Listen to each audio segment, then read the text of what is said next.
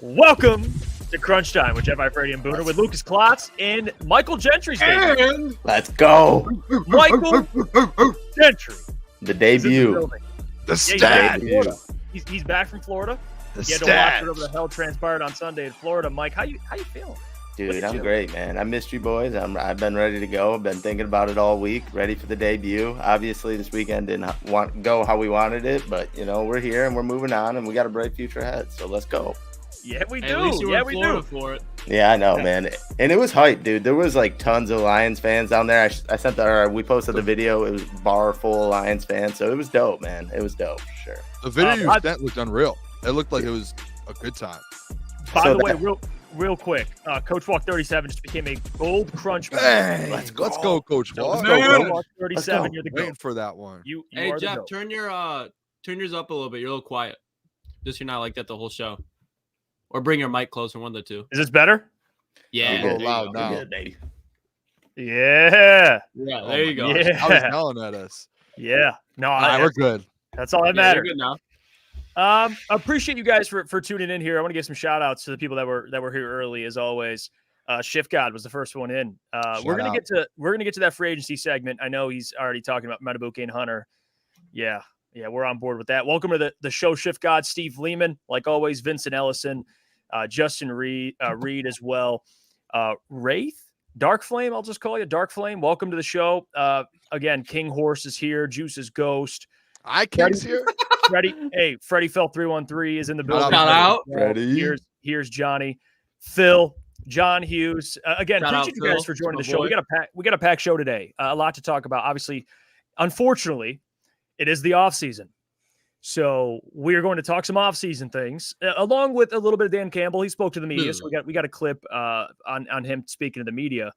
But before we get into anything, I guess we'll just start off with what we kind of talked about earlier. Ben Johnson is back in Detroit. Let's go. And I know we talked about it, but we're talking about it again because it's significant. It is huge. It is gigantic. And BMG, I haven't been able to talk to you about it. We kind of chopped it up earlier, but what was your first kind of thoughts about it? Ben Johnson returning to the Detroit. Dude, it's got to be so exciting for the whole offense, obviously, being able to carry the momentum of all those pieces that they've got this offseason. Sam Laporta, Jahmyr Gibbs, and obviously the offensive line having a great year. J-Mo kind of having his coming out party in the NFC Championship game. Oh, yeah. I think the players as a whole just have to be so excited to get him back for another year. And the expectations, like he said, that I want to come back and I want to win a Super Bowl, that's just got to get the guys amped up that, he's shying away from the head coaching jobs. He doesn't care about the money. He's here to stay and he wants to win. So that's got to be so hype for the whole locker room. I can't wait to see Amon Ra's podcast and what they have to say about it. That's going to be interesting. I guarantee the boys That'll be are juiced. gas. They should put Ben on there. They should let Ben talk his shit on there. They should. Hey, He's got the Ben jump on black that. and mild going. That's what they should do. That would be funny. Yeah. Hey, you know what I thought of when we got to sit a couple hours off? Imagine Ben Johnson's gonna have J-Mo for another year, Jahmyr Gibbs, Sam Laporta. He just went through a rookie year with these guys. Now these guys are turning into second year guys, third year. That's what I'm saying. It's gonna take a whole nother step up, and it's gonna be very we thought this offense was good this year. He's gonna have this offense, guys going into their second years. Sam Laporta was just an all-pro tight end. Now Ben Johnson has him for another year. Jahmyr Gibbs is a Pro Bowler. Now he has him another year. Jameson Williams is supposed to be wide receiver too. Another year with Jared Goff, another year with D-Mont. It's scary because now they have that whole. It's typically, you know what it's like in the NFL. It's typically you don't know who's going to be there next year, and you have a whole new team, a whole new coordinator, a whole new that offense is going to be everyone the same because I'm sure Josh Reynolds will re-sign, and I'm sure the O-line will be back. Having this team together for another year is a huge advantage, especially in the NFC.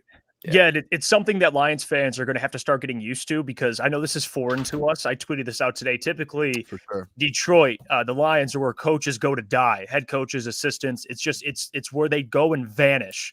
Typically, now it's becoming not only a coaching destination because of what guys like Ben Johnson, Aaron Glenn are doing, but it's becoming a coaching tree for Dan Campbell.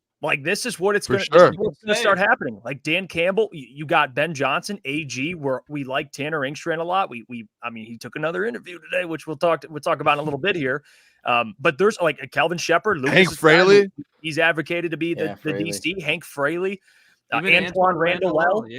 Yeah. I mean, he had a OC interview for the Buccaneers yesterday, or maybe it meant 2 days ago. But the Bucs were looking at him. Yeah, Tanner today with the Bucs, like. Mm-hmm. Hey, and you know what? I didn't mention this in our video earlier about Ben Johnson. Do you know what this is the start of again, fellas?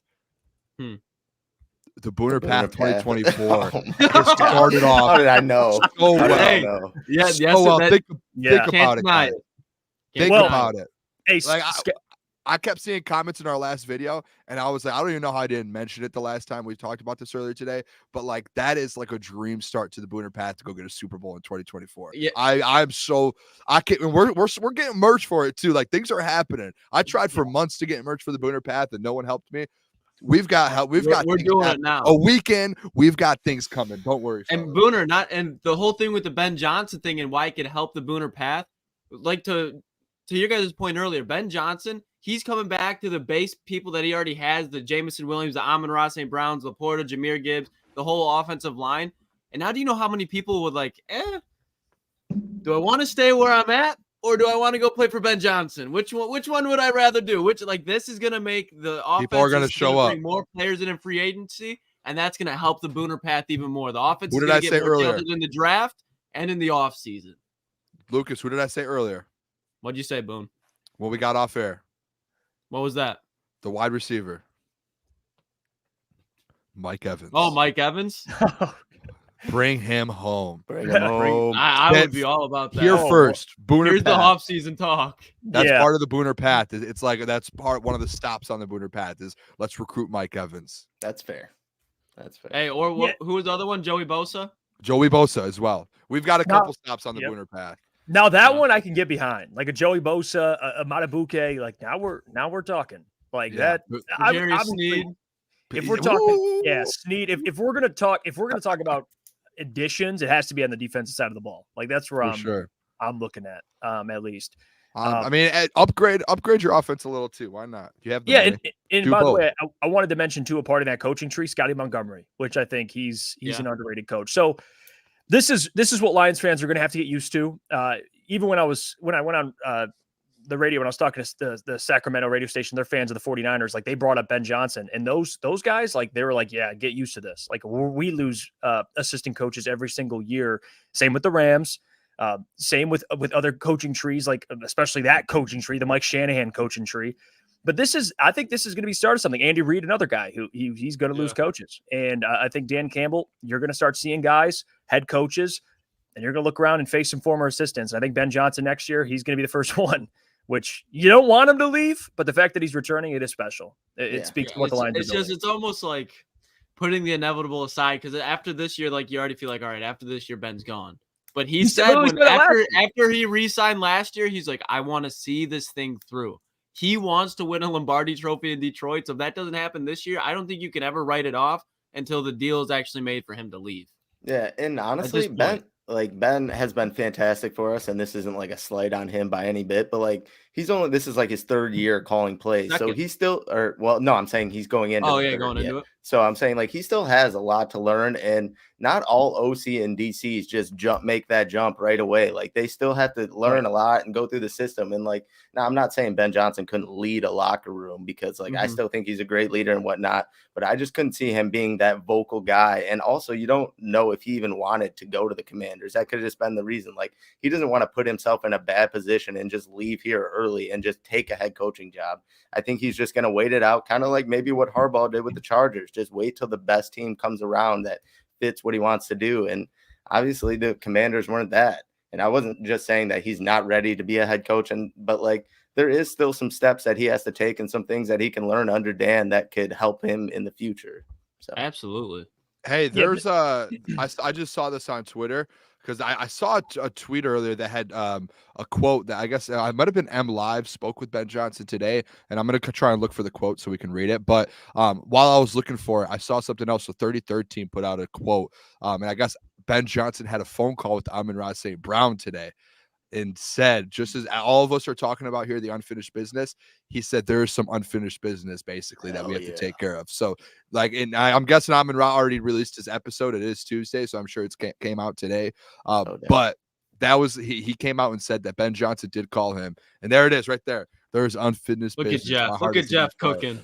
That is that. Does that not make you want to run through a wall? Like the Booner path, like everything, like that just gets my like juices just flowing to the most. Like I want to hit someone right now. Give me some football pads. I'll go play for Ben Johnson next year. We can line you up at fullback. You can be the new Cabinda. Oh, I would love to take Cabinda's. Let me be McQuade's spot. Let me be the long snapper. Oh yeah. Oh yeah. Oh yeah. He's a free agent too. I'm all in for that. If they host open tryouts, Booner, for the special teams, you're there. Oh, do they do that? I mean, you got to be like a poverty franchise, but you never know. Maybe Brad's looking for a Booner. I would love to do that. Everyone can use some Booner. Yeah. You could be a hype man, Booner. You could drink the Kool-Aid before the game in the locker room. There's so many. I'm telling you, there's me and Gentry sat. Me and Gentry, and as weird as it sounds, we were alone in the studio last week before the pregame. After the pregame, chill. Sorry. And we had a conversation though, and he was like, "How have they not invited you out to do a Kool-Aid chug like at Ford Field?" And then don't want to be that guy to be like, "Yeah, I should get that," but like, dude, that might have been. I should get that. You know, that might have been the most viral. It should be the video. halftime show. The Thanksgiving halftime show next year will be Booner. You know what? Actually, all I want is one of the draft picks. Let me call one out. Don't care if it's the 7th round. Let me call one out and chug Kool-Aid. Booner, you should announce Kool-Aid McKinstry. That's who you should announce. The Booner pet. Yep. See, I get it. Mm-hmm. I'll be that guy all day. I don't really. It'll be care. Full circle. Hey, here's a quick one. Steve Dara, with Ben staying, do you think Dan will just be as aggressive as next year? Yeah, that's Dan Campbell, baby. Dan ain't changing. That man. Yeah. That's why we re-up on the defensive side of the ball. So when he does and he doesn't get it, you don't have to worry about the 49ers scoring down the field in 30 seconds and Brock Purdy getting loose. That's why it's so imperative this year. Real quick, speaking of Dan Campbell, I got this clip here I want to show you guys. And this was Dan speaking to the media, and he talked a little bit about the offseason and what kind of guys he looks for. And not just him, obviously Brad Holmes. And this isn't foreign to anybody, right? We kind of know what kind of player they look for. But here you go. Here's a clip of Dan Campbell speaking about that. I think the whole point was to create a core that had certain standards. Obviously they got to be good players, and we have that. But they got to be a certain way, and there's got to be a certain mindset and a certain identity, and we have that with our core. And we got to add pieces that are like-minded. We got to add more talent, more competition that thinks the same way that group of guys in that locker room does. And it's non-negotiable if it's not. There's no level of talent that is worth bringing something that doesn't fit what we're about in there.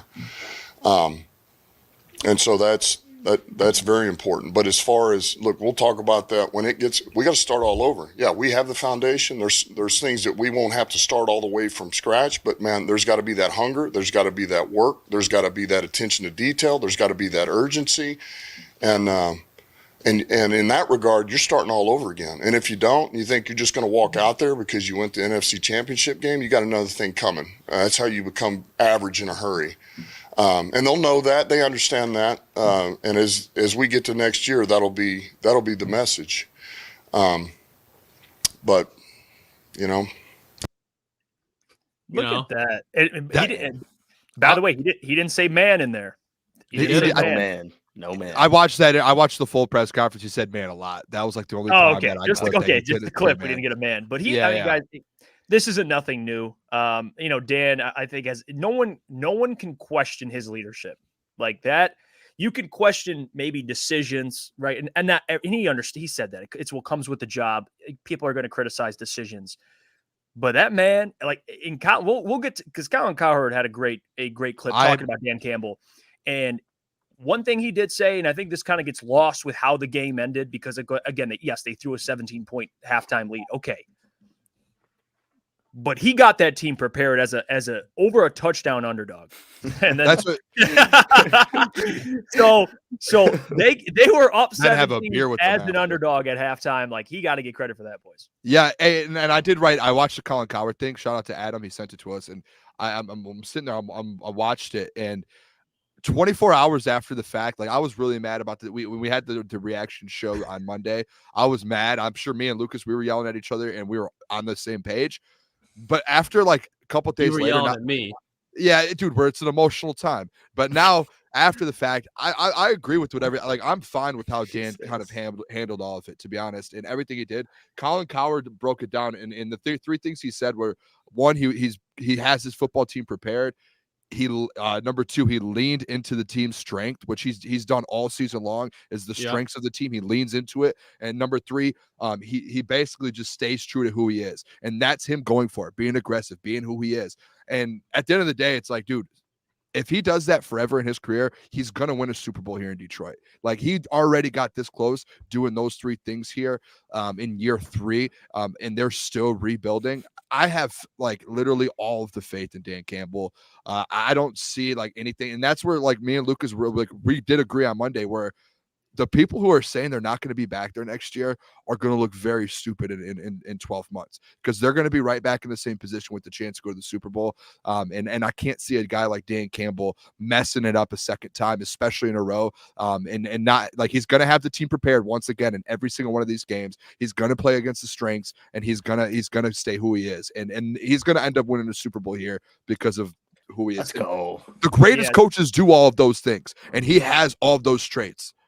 Yeah, Steve Lehman best. Gifted 5 Crunch memberships. So appreciate you, Steve, for that. What a goat, man. That's a W, Steve Lehman. We need some W's for him. But Booner, you're right. And the thing is, and I'll play the Colin thing a little bit here because I think we can get to it in about 10 minutes. Like, yes, it sucks to lose. Like, I don't think I'll ever get over what happened on Sunday. Like, I think that'll be something that all our life, depending on what happens. Now, if you win a Super Bowl, maybe you'd be like, all right, they could have got 2. Pained because it's like, oh, we could have 2 maybe. You could have 2 appearances. I get that. I think we beat the Chiefs. But Me too. Yeah, that's what hurt. That's what makes it does hurt a lot more. Like that, you most likely beat the Chiefs. I don't want to say most likely. Patrick Mahomes is on one right now, but it would definitely be a great game. I would say you're for sure beating the Chiefs. But if they beat the 49ers by, obviously I don't think it would have been 17, but if they looked that great in the second half, or to some extent that great, you'd be like, that game would be damn near a pickup in Vegas. Yep. I think like it'd be even. It'd be like, all right, Chiefs or Lions. So I don't even. You know what? Now I'm getting pissed off. Now I'm getting pissed off. It's good. No, don't get mad. I'm very Ben Johnson's here. Ben Johnson's here, so we're there next year. I'm very A+ offseason already. All right, I'll play. I guess we can get to the Colin Cowherd thing, or I'll just kind of push it back to later. But I want to get to the Super Bowl odds because this is on our socials. So follow us at Official CT Pod. You can check us out on Twitter, Instagram, anything, wherever. And we posted this graphic today, and this makes me feel better, guys. Although, hey, the odds are one thing; it is what it is. But hey, when you're in this type of conversation for the Super Bowl, and you have one of the best odds to win a Super Bowl, it does kind of make you feel a little better. Here, this kind of does make me feel a little better. Yeah. All right, look at this. It looks so beautiful to see that, by the way. Like, that is awesome. Yeah, I was not expecting that, to be honest. Like, were the Bills tied? Yeah, they're tied with them. Yeah, I mean, still, like, it's just something that, like, you're so not used to, and, like, that's so out of the norm. No matter how great of a season they had, I felt like they still would have had them, like, way lower and just not believing in them because it's Detroit. But, man, it's just crazy to see even the books behind us. Yeah, this speaks volumes to what they're building. Like, again, right behind the Ravens. And I think it's because of how much they accomplish in a year where even I thought, hey, they're going to win a playoff game. They're going to win their division. I didn't think they'd make the NFC Championship game. I was wrong. And Booner, you were right. You thought they'd make the NFC Championship game. I guaranteed it. Okay. He guaranteed it. Yeah. But this is why you're one of the favorites next year. Like, even the Bills being there, like, I feel like they're just always there the last couple of years. It doesn't really matter what they do. But the fact that the Lions are in this conversation, guys, they've arrived. They're one of those teams. They're the team to beat. They're not sneaking up on anybody next year. They're not. So they're not going to be everybody's favorite second team. They're going to be a team that you're going to be hated, right? If you're good in the NFL, you're hated. The teams that are on this list, their fan bases love them. But like the Chiefs, for example, nobody likes the Chiefs except for Nick Wright. But he's from Kansas City. So he's an exception. So you know, Jeff, on top of all this, Brad, like, take into account too, like, that's plus 1,200, and you have the 4th best odds. And Brad Holmes still hasn't had his offseason of drafting and free agency. Like, put that into like perspective is do you remember last year when he kind of went through the draft of free agency? You went and got CJ Gardner-Johnson, Emmanuel Mosley, David Montgomery. On top of that as well, you drafted Jahmyr Gibbs and Sam Laporta and Jack Campbell. And like I remember, I'm not as a gambler. I'm 90% sure the odds for the Detroit Lions from the start of the offseason into the end of the offseason, I'm pretty sure they increased and went up because of just what Brad Holmes did. So he's going to go out there and cook. Like he's going to make some splashes in free agency like he did last year. He's going to go draft some dudes, and those odds are going to go from plus 1,200 to plus 800 by the start of the season. And not to mention all the teams that are in front of them, the Chiefs, the 49ers, the Ravens, they're not only going to be in similar draft position as the Detroit Lions, but they have nowhere near the cap space as them. The Chiefs, they're hung up. The Ravens, they're hung up. And if you watch how the Ravens played with the NFL MVP last week, I mean, compared to how the Lions did, that gives you hope. And same thing with the 49ers. They're about capped out as well. And not to mention Trent Williams getting older, Christian McCaffrey, you can't guarantee he's going to be healthy all next year. It's a miracle, in my opinion, that he was this year with the usage he got. So the Lions, in my opinion, are the most for sure team there. And real quick, John Lord, where's the emojis? Don't worry. The emojis, we're cooking those up. We're gonna have Booner Path, Ball Knower, Hollywood, BMG. We'll have it all. It'll be some. I look a little bit better. Did I make myself a little bit darker? I don't know. I saw you do something. Compare again. Compare. Hey, Just went like I think black and white for a second. Hey, go right there. Keep it there. All right. Yeah. I was like, Danny Raxter. We got Danny Raxter. No way. Danny Raxter. Shout out. Yeah. He deserves a shout out. Shout out to you, Danny Raxter. We appreciate you, man, for support. Hey, Chris Platty, real quick. Chris, I appreciate the support. Tuned into the heavyweights for a little today, and I heard like something called the Platty Path. And I was I'm gonna like he stole your flow. He stole your flow for the Pistons. Now they're gonna get Chris Platty. I'm gonna have to pyramid scheme. I'm gonna have to start like going to quarter. Like, what are we doing here? Like, Chris, I'm there is a copyright on the path. Don't make me have to fight for that because I will kill for the path. Oh, he says, Chris Platty says, yes, sir. Pistons you have to find something, figure something else out. Path? You can't use the path. Not with the Pistons right now. Not even, you just can't use the path. We need something else. Come on. No. Why do people still talk about that team, dude? Yeah, you know what's funny now, Mike? You're gonna get exposed on this here. You know why? Because Mike has said, me and Mike talk a lot. All right, and we talk, but a lot of it's not recorded. We talk a lot about the Pistons. I mean, a lot of it's on this YouTube still, so they could go back. Fair. That is fair. Oh, you said earlier, Booner, about how the odds are the way they are before free agency even begins.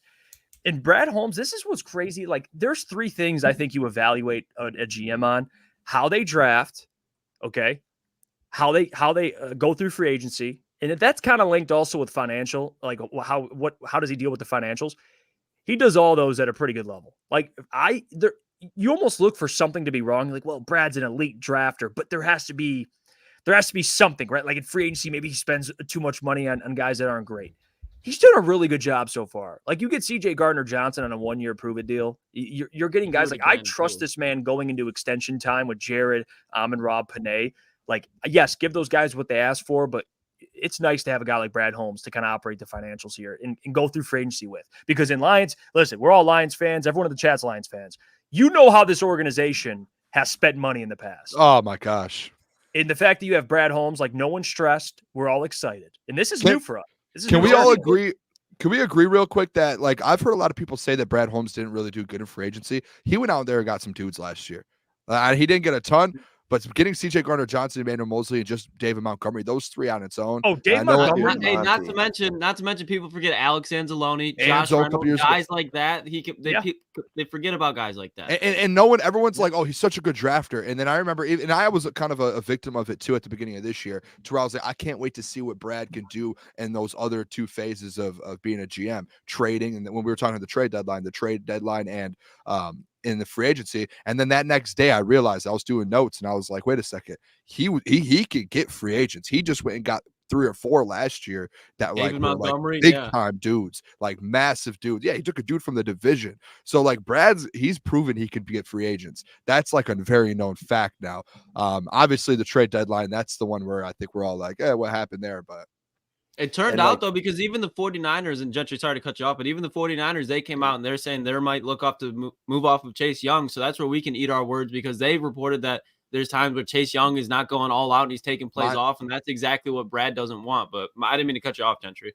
Oh, no, you're good. And even like before this, like going into this season, like he signed all those guys, and a lot of those guys were riding on the hype of which the Lions finished so strong and the hard knocks and all that, just the culture build. And now they've gone through a full season and made the NFC Championship. Like, how do you think other free agents are going to look at that now that the Lions are a contending up and coming team? And like they still have a lot of these young players in good situations. And obviously you have Dan Campbell. They're going to want to love playing for him. So like the free agent destination is just like blooming now. Do you know what's great too about that? In that video, I think he said in that video, or I just missed it when I clipped it. But him saying, like, I don't care the talent level of guys. We're not going to let any guys come in this building that's going to break what we have going on here, like our culture. There will not be I don't care if he's the Patrick Mahomes, who it is. No one's coming in this building that's going to break what we have going on and what we've built. So that's why I have full trust in these guys. Like, that's why it's a long-term thing, because they're actually building a culture, which some teams, they'll just bring guys in just to win now. They're building something like really, really nice for years to go.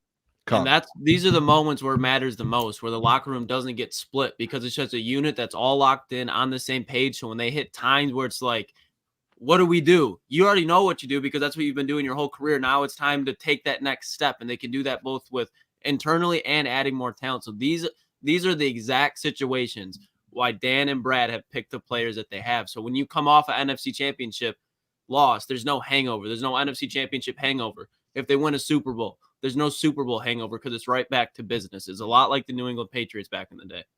Yeah, and guys, like we talked about the Detroit Lions starting to become a free agency destination. No, they've been one this year. I mean, Zach Ertz joined in the middle of a playoff run, and he had options. Lions legend. Lions legend, the man that never stepped foot on the field, but he made an impact. But he made it, and he was okay with that. Like the thought of, hey, I'm going to be on this team, and if they make the Super Bowl, I'll probably play. He figured this team could go on a legitimate playoff run, or else he wouldn't have signed. Yeah. So that should be proof right there. And Zach Ertz is a veteran. He's won a Super Bowl. He knows a championship team when he sees one, or what's being built. Like, that should give you all the evidence you need that this team, what this organization's doing, is different. And now you have money to spend. Like, we talked about this yesterday.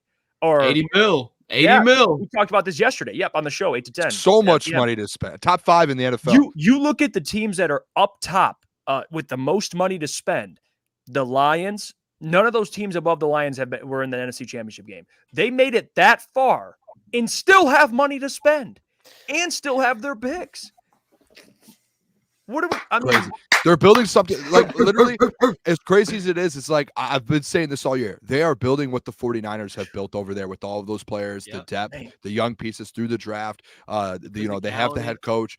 And if I'm being honest, I think going into the NFC next year, I think there's a couple tiers, and I think tier 1 in the NFC is the 49ers and the Detroit Lions, and then tier 2 is like the Cowboys and the Eagles, and then the rest of the teams. And I think the Lions now are at that point to where they're up there with the 49ers. They're going to compete with them year in and year out, and they're still building with that. It's just like the 49ers. 49ers are still building. They're going to be able to keep doing that.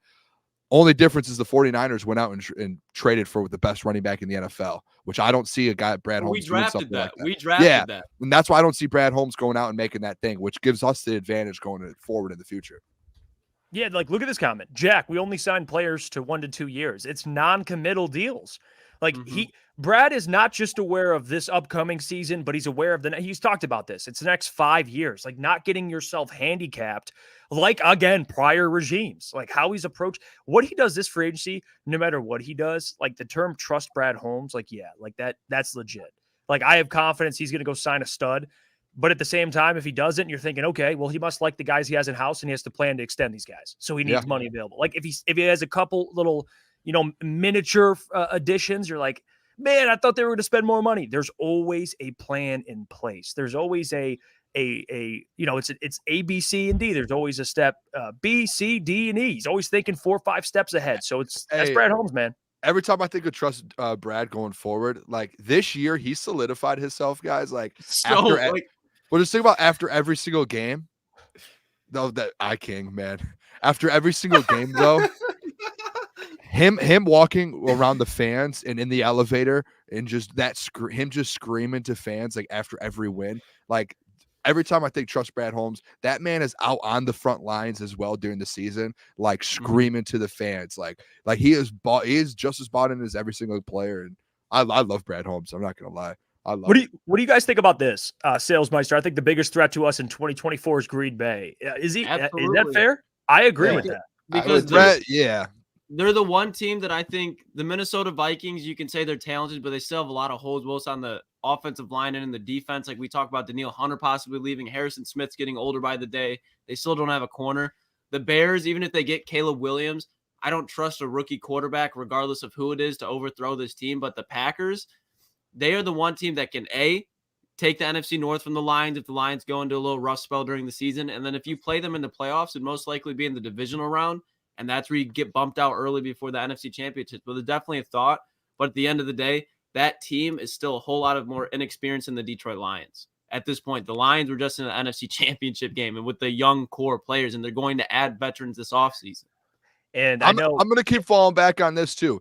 They're like, hey, the Packers are going to get better. The Bears are going to get better. Guess what? The Detroit Lions and Brad Holmes is going to make this team better. Yep. So they're already better than them. They're going to move forward and get better and better as well. And I do have a little bit of a worry, but I'm not going to sit here and be like, Lions might not win no, I'm going to be very confident the Lions are going to go win the NFC North again, and they're going to contend for the 1 seed again. And I don't know whose comment that actually was, but he wasn't even just talking about the NFC North. He was just talking about the NFC in general. Because he did mention the Cowboys and Eagles as well. Because the Cowboys, you're gonna have to show me. You're gonna the Eagles. I'll hear you. Even the Eagles right now, because they're bringing in 2 new OCs, but you saw how that team fell apart chemistry wise. No, the Cowboys, I'll never trust them again. The Cowboys will go 12-5. 13-4 next year. It does not matter. They're still going to Cowboy until proven otherwise. You want to re-sign Dak Prescott to a super max? Are you Rain Dakota?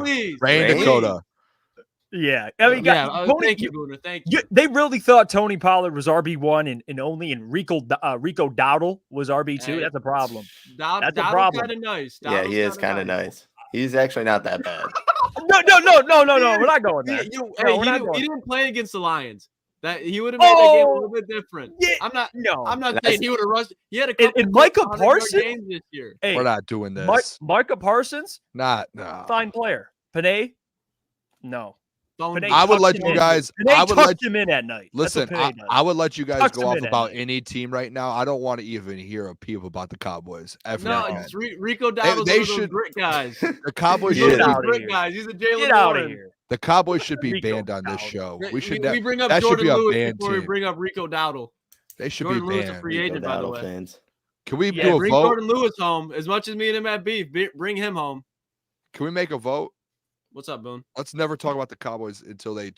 Let's not talk about the Cowboys. It's fun shitting on them. No way. Yeah, it makes me feel better about myself shitting on the Cowboys. I like to stand on. I mean, guys, like think about it, like real quick, like way too early, top of the NFC. Like the Lions, I think obviously the 49ers are always just going to be there. Like Eagles, Cowboys are probably going to win 12 games and lose the first playoff game. Eagles are going to win that division next year. Yeah, I'll put like my life on it. I'll put my whole everything on it. Yeah, they need to get some stuff figured out on the defensive end, and obviously Jalen Hurts with a whole offseason to finally get healthy again. I think the Eagles will be back, but like Lucas said, they still do have a lot of holes on the defensive side, just like the Vikings do. Yeah. And in that division, the NFC East, I don't think there's been a back-to-back winner since like the early 2000s too. Hey, so by the way, that's actually crazy, but yeah, it's true. Yeah. So we're gonna bet Eagles for sure. Lucas loves to get Jeff to shit on a team, then he'll pull out some random ass player and hype up. Swear, they're gassing up Rico Dowdle. You know us way too well. You are that is Lucas to a T. Yeah, like man goes Rico Dowdle's nice, man. He just there's so many other players like Rico Dowdle's kind of nice. Yeah, I know. Why did you shit on him of all people? Like he's like a backup. Why'd you shit on their backup running back, Jeff? Right. Because I go after the guy that can't defend himself. All right. The guy shout out. That man Ferguson's nice Jake too. Bobo. Shout out. Hey, do you guys see the Senior Bowl highlights? Some snippets from the Senior Bowl? No. Yeah, no, Senior Bowl's getting good. Hey, what's his name's been cooking? Roman Wilson. Roman Wilson's had a day. Bro, what? Wow, flag on the How play. did we go there? What? Whoa. Jesus. Whoa. That took a turn. That Time took out. a turn. Yeah, we're Take gonna a have to timeout. Take get it. some mods in here for that one. Yeah, what is going on? Jeff, you might get your TD rights taken away for that. Hey, don't tell them I'm the one doing it. Hey. I mean, You are the one doing it. I'm gonna let them know. Okay, It wasn't me. All right. No, but I think the Lions, man, between them, I think the Rams are going to be they're going to be better next year. I do. They have like a year window because Stafford's there only for so long. Cooper Kupp, Aaron Donald. After that, they're in complete rebuild. Now, I'm not saying they'll go to complete ass just because they do still have Sean McVay, Kyron Williams, Puka, but especially with the 49ers in their division, the Rams, I think if they were going to make a run, it was this year. And they didn't. They went to Ford Field. They found out. They fucked around and found out. Hey, by the way, speaking about some of the players. Wait, what's up, Mike? Real quick. I don't know. I don't know if you guys remember before the season. I'm pretty sure the Rams were like on FanDuel were like the 4th best odds to be the worst team in the league, and then they still made the playoffs. They had 43 either rookies or new players on their roster. Yeah, they 43. Were like they had some crazy odds to be the worst team. So it was check this out. Shout out to Lions on Tap, Denny Bennett. He does great work. They came out with this graphic. It looks nice, and I'll shout out. I'll take this down so we can see it. Okay, so this is the schedule. Obviously, no dates or anything, but just the teams they will be playing. Obviously, the opponent. At home, they have Chicago, Buffalo, Tampa Bay, Jacksonville, Green Bay, Los Angeles, Seattle, Tennessee, and the Vikings or the Minnesota Vikings. And then, of course, the road schedule, San Francisco, Chicago, Arizona, Indianapolis, Dallas, Green Bay, Houston, and Minnesota. You know what's kind of crazy about this? That's the schedule. All the teams, like all the playoff games, they're rematches in the same team, same location. Bucks at home, Rams at home, 49ers away. Yeah, I mean, that's a tough schedule. Look at the away games, guys. 49ers on the road, Cowboys on the road, Texans on the road. I mean, Colts were good this year. Let's be real, though. They're going to have Anthony Richardson back. Yeah, I mean, those are some tough road games, dude. Let's be real here, and I can't believe I'm doing this instead of Booner. They were up 17.5 against the 49ers in the NFC Championship game. Oh, and they should have won against the Cowboys at Dallas. So I don't give a damn more that we can play. I'm with you. We can play in the parking lot. Get him, Jeff. Let him know, Jeff. They're going to go to San Fran and get that Jeff. They're going to win these games. What I'm saying, though, is this is like if you can look at this and say it's not a tough schedule, you're lying. That part of and let me. This is we're new here to Crunch Time. This is all a new thing. And you might not have tuned into my old show when we did all of that. But listen, one thing about the Booner Path, being the leader of the Booner Path, is I'm always honest to the people. And if there's a tough schedule, I tell them, hey, don't worry about it. But I'm going to make sure someone has to address it. I will address it. Going on the road to the 49ers, on the road to Indy, on the road to Dallas, on the road to Houston. That's tough. It's not. But guess what? That's going to make you a better football team, and that's going to set you up to go be that much more ready when January comes around, so you don't drop a game like you did to the 49ers in the conference championship game. Like, it's going to build us up. It's going to make the Booner Path tougher, and we're going to be strong out from it. Oh my God! And I saw that comment. There was only 3 outdoor games.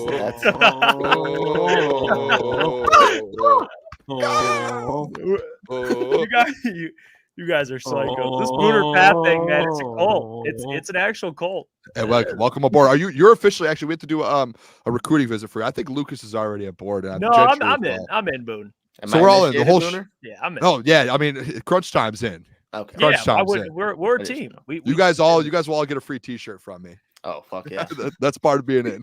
You guys, yeah. Hey, you guys want to do something fun? You want to go through the schedule, pick wins and losses, and I'll total the wins and losses? Do it. I actually like that. We have to agree on it. There has to be a majority. Yeah, we'll vote. Has to be a majority. Okay. And then we'll give out our Crunch Time record or way too early record. The chat breaks the tiebreaker. Okay. Yep. So we'll go first. All right. So we'll start at home. All right. I like this. So we'll go Chicago Bears. We'll just say I don't know what's going on, who's going to be the quarterback, but based off what we know and where the Lions are going, that's a W at home. That would be a W. Yep. Hey, real quick, Steve Lehman said the Booner Path cult is way better than the Taylor Swift cult. The Booner Path versus Swifties. The Booner Path versus Swifties. That is we're head to head. Yeah, that is fair. They're lucky Booner we're not Path in the would Super shred Bowl. the Swifties. Oh, for sure. So we'll go. Okay, so win for at home against the Bears. That's safe to say. Yep. We'll go the Buffalo Bills next season. That's the W. I'm gonna say I'm gonna go with Lucas. I think it's a win. It's gonna be. They almost beat him on Thanksgiving 2 years ago, and the Bills were a much better roster at home. If this was in Buffalo, maybe I'd give it, especially the conditions in Buffalo. But at home, with this secondary that's going to be improved, Gabe Davis is going to be gone. I agree. Hey Jeff, you got to agree. You got to trust me. I'm a Josh Allen guy. I think the Lions get this one. I do as well, guys. This one's hard about doing these because like if you do it straight up, you win. Like it's just they're gonna probably lose a game they shouldn't. Yeah, absolutely. And you don't know like the weeks and who they're playing back to back, stuff like that. So we'll go. I'm gonna go win. So that kind of screws you, Mike. So you're I mean, whatever. 3. I'll lean win. All right. I guess we're going 17-0. F it, honestly. I don't even The care. thing is, though, like the Lions at home, Just W's. I already have Throw the segment away. They're winning them all. the Lions at home, though, are completely different. Like, I think the ones where you can kind of think about it, those games are on the road. At home, the Lions only got fucked up this year at home by the Packers, really. And you can say the same thing about the Seahawks, but that's kind of routines. And hopefully that changes this year. But the Lions at home are a different animal compared on the road. I just think they'll at least lose 2 games at home, and the Bills is going to be one of them. Hey, Big John, new member. John. Big John, shout out. Big John, we appreciate you being a member. Number man. 77, Big John. Booner on the call. I need more of that. That sounded like Lil John, didn't it? All right, we're 2-0 so far, boys. I did tell my Lil John story the other day when I was drunk, and I'm telling you what, it's Lil John. I told Jeff the Lil John story. That's something to. I've lived a very wild life. What's the story? Yeah, now you can't say that. Now we got to get into the story. I went to Panama City for a spring break years ago. I did too. And I ended up at a Big John concert at a bar on the beach. And all the boys and stuff were out in the crowd at the concert. Booner just happened to get into this VIP section, taking shots with Lil John and drinking champagne with Lil John, like pouring. It was like 8 of us, and it was just like, yeah. And he's like on stage doing his thing and like coming off, pouring a champagne and shot. I'm like, what world am I like, Booner? I'm by myself, by the way, too. You just Booner path started. Booner, what year was that?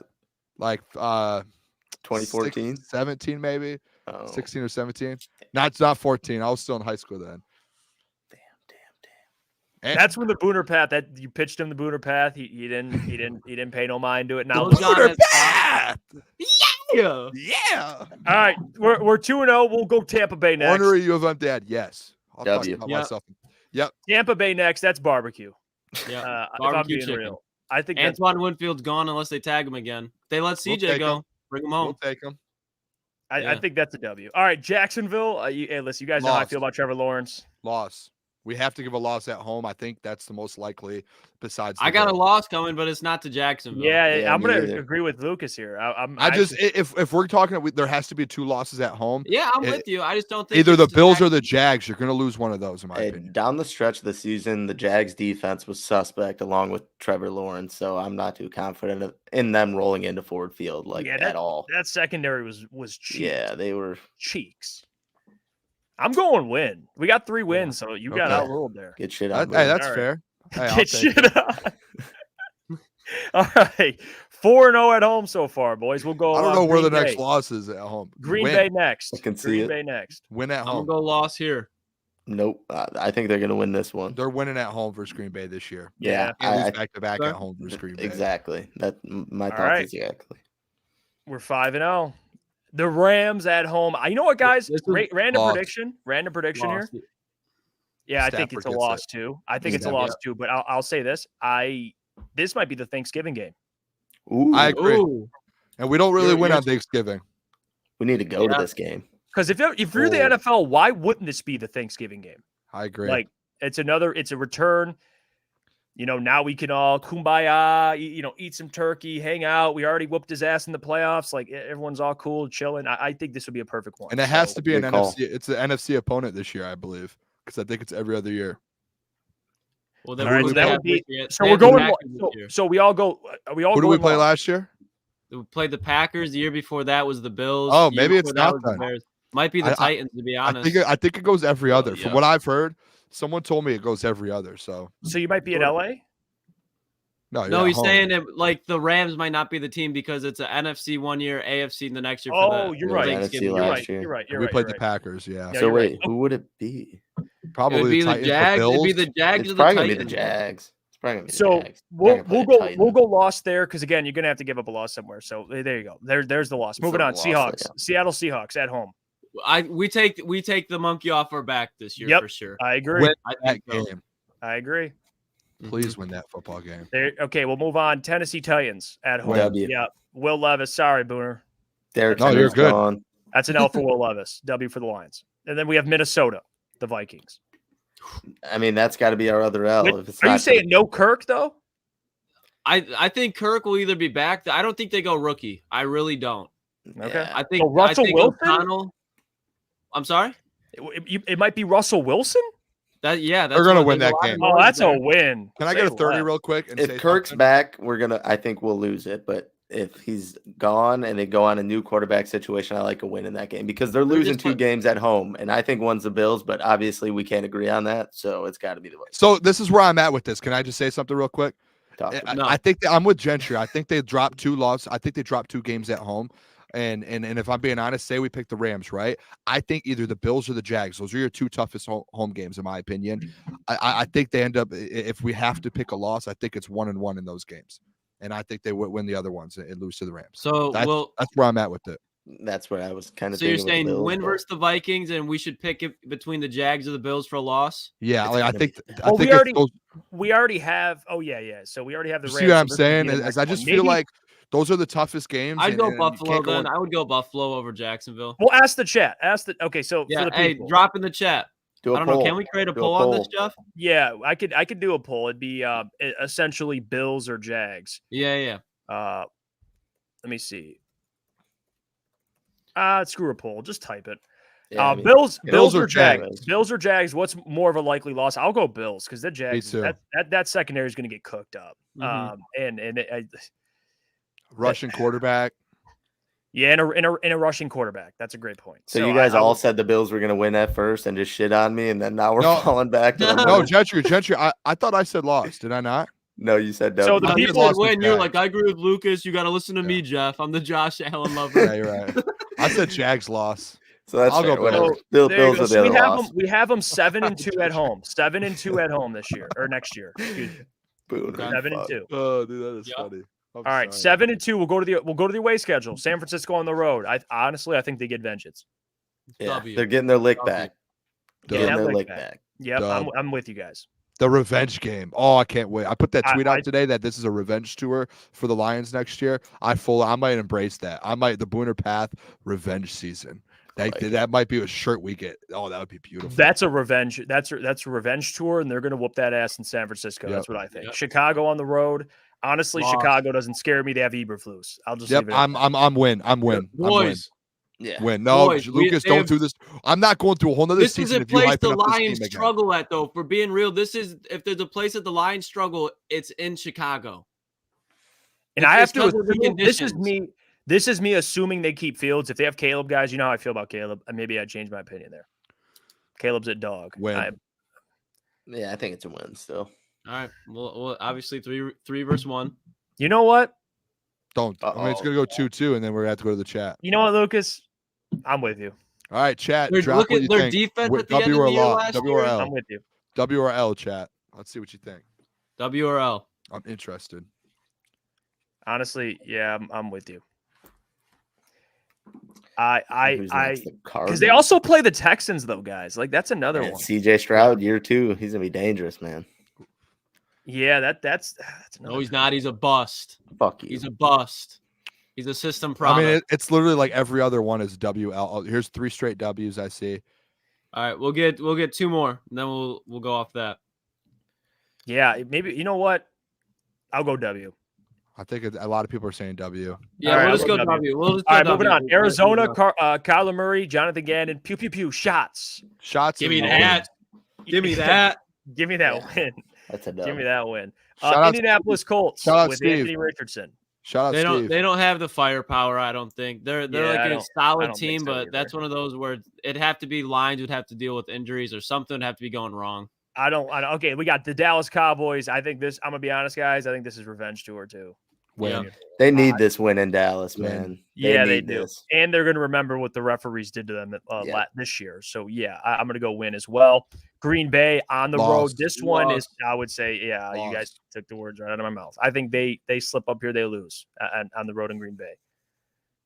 That's just my opinion. Mike, what do you think? Yeah, I think they do. I mean, I think Jordan Love obviously is still going to progress next year. And I think Aaron Jones, like what he showed towards the end of the season, I think the Packers will be back next year and they'll be good. And I'm definitely more confident in us getting that lick back at home than going into Green Bay and beating them. So I think they got the same thing. We beat them at home last year too. Yep. So they're in the same boat as the Lions. Each team wins at home. I like okay, that. So we have Houston. So we're on lockstep. That's a loss. We have 3 losses so far. They head into Houston to take on Stroud. I'm gonna go a loss. Me too. And the reason why is and I know it's kind of a situation. We're so early on doing these predictions to where we do have to find some losses. This to me going into Houston versus D'Amico, like it's like one of those games I'm envisioning in my head. Like D'Amico has his team ready to go. It's not going to be back-to-back losses. Like we don't know the different weeks here.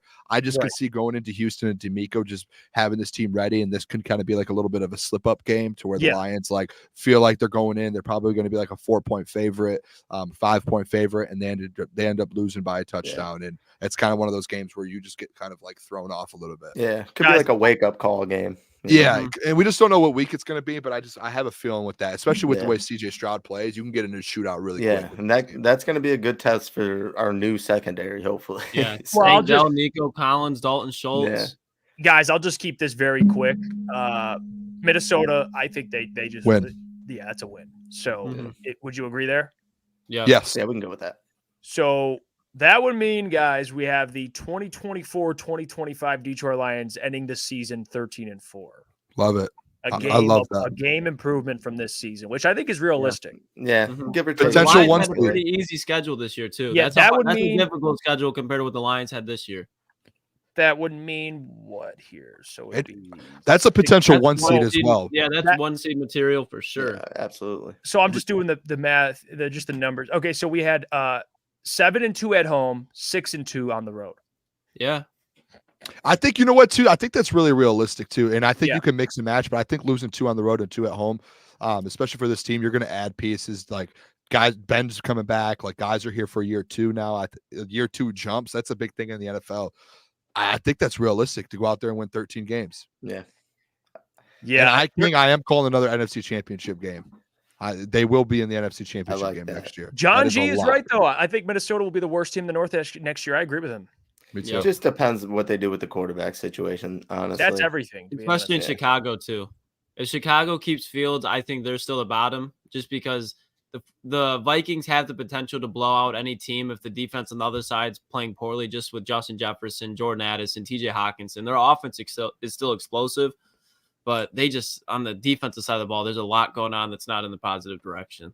Here, this is a great comment. Purple Prince, 13-4 with a tiebreak over the 49ers and Cowboys. That is likely 1 seed. Yeah. 1 seed. Hold on. Booner path alert. 1 seed. Bye week. Uh-oh. Lucas, you don't like that 1 seed? The road. No, this year I do. This year I do. Now that they have playoff, my whole thing with the week 1 bye this year was because you even saw it with the 49ers and the Ravens is sitting at home. If a team's hot and you're just kind of watching and then you're playing against a hot team, it's hard to kind of pick it up right away in the first quarter. And now that they have playoff experience, they know what to expect. They didn't know what to expect this year.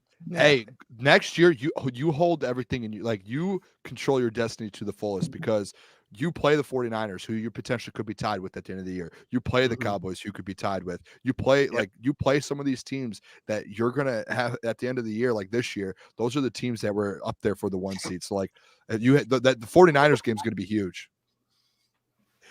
Shout out Spenmo, by the way. Shout out Spenny, check his stuff out, man. He's great. great. We had the father-son duo in here today. Yeah, Danny Raxer. I don't know if is Spenny's by him or maybe they didn't even know each other in the chat, but Danny Raxer was in here as well. Yeah, and he's the GOAT. We like him more than Spencer. Yeah, to be honest, I agree with that statement.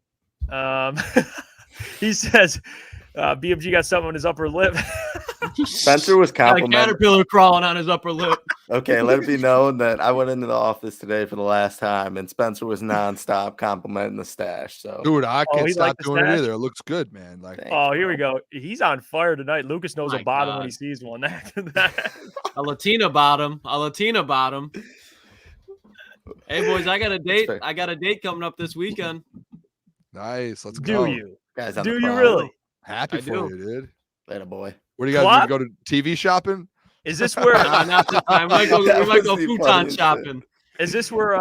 Is this where Clitoris sorry. Clock gets unlocked? or First what? date buying TVs out there, man. Like that's That's Like, baller what were we saying, Jeff? mentality.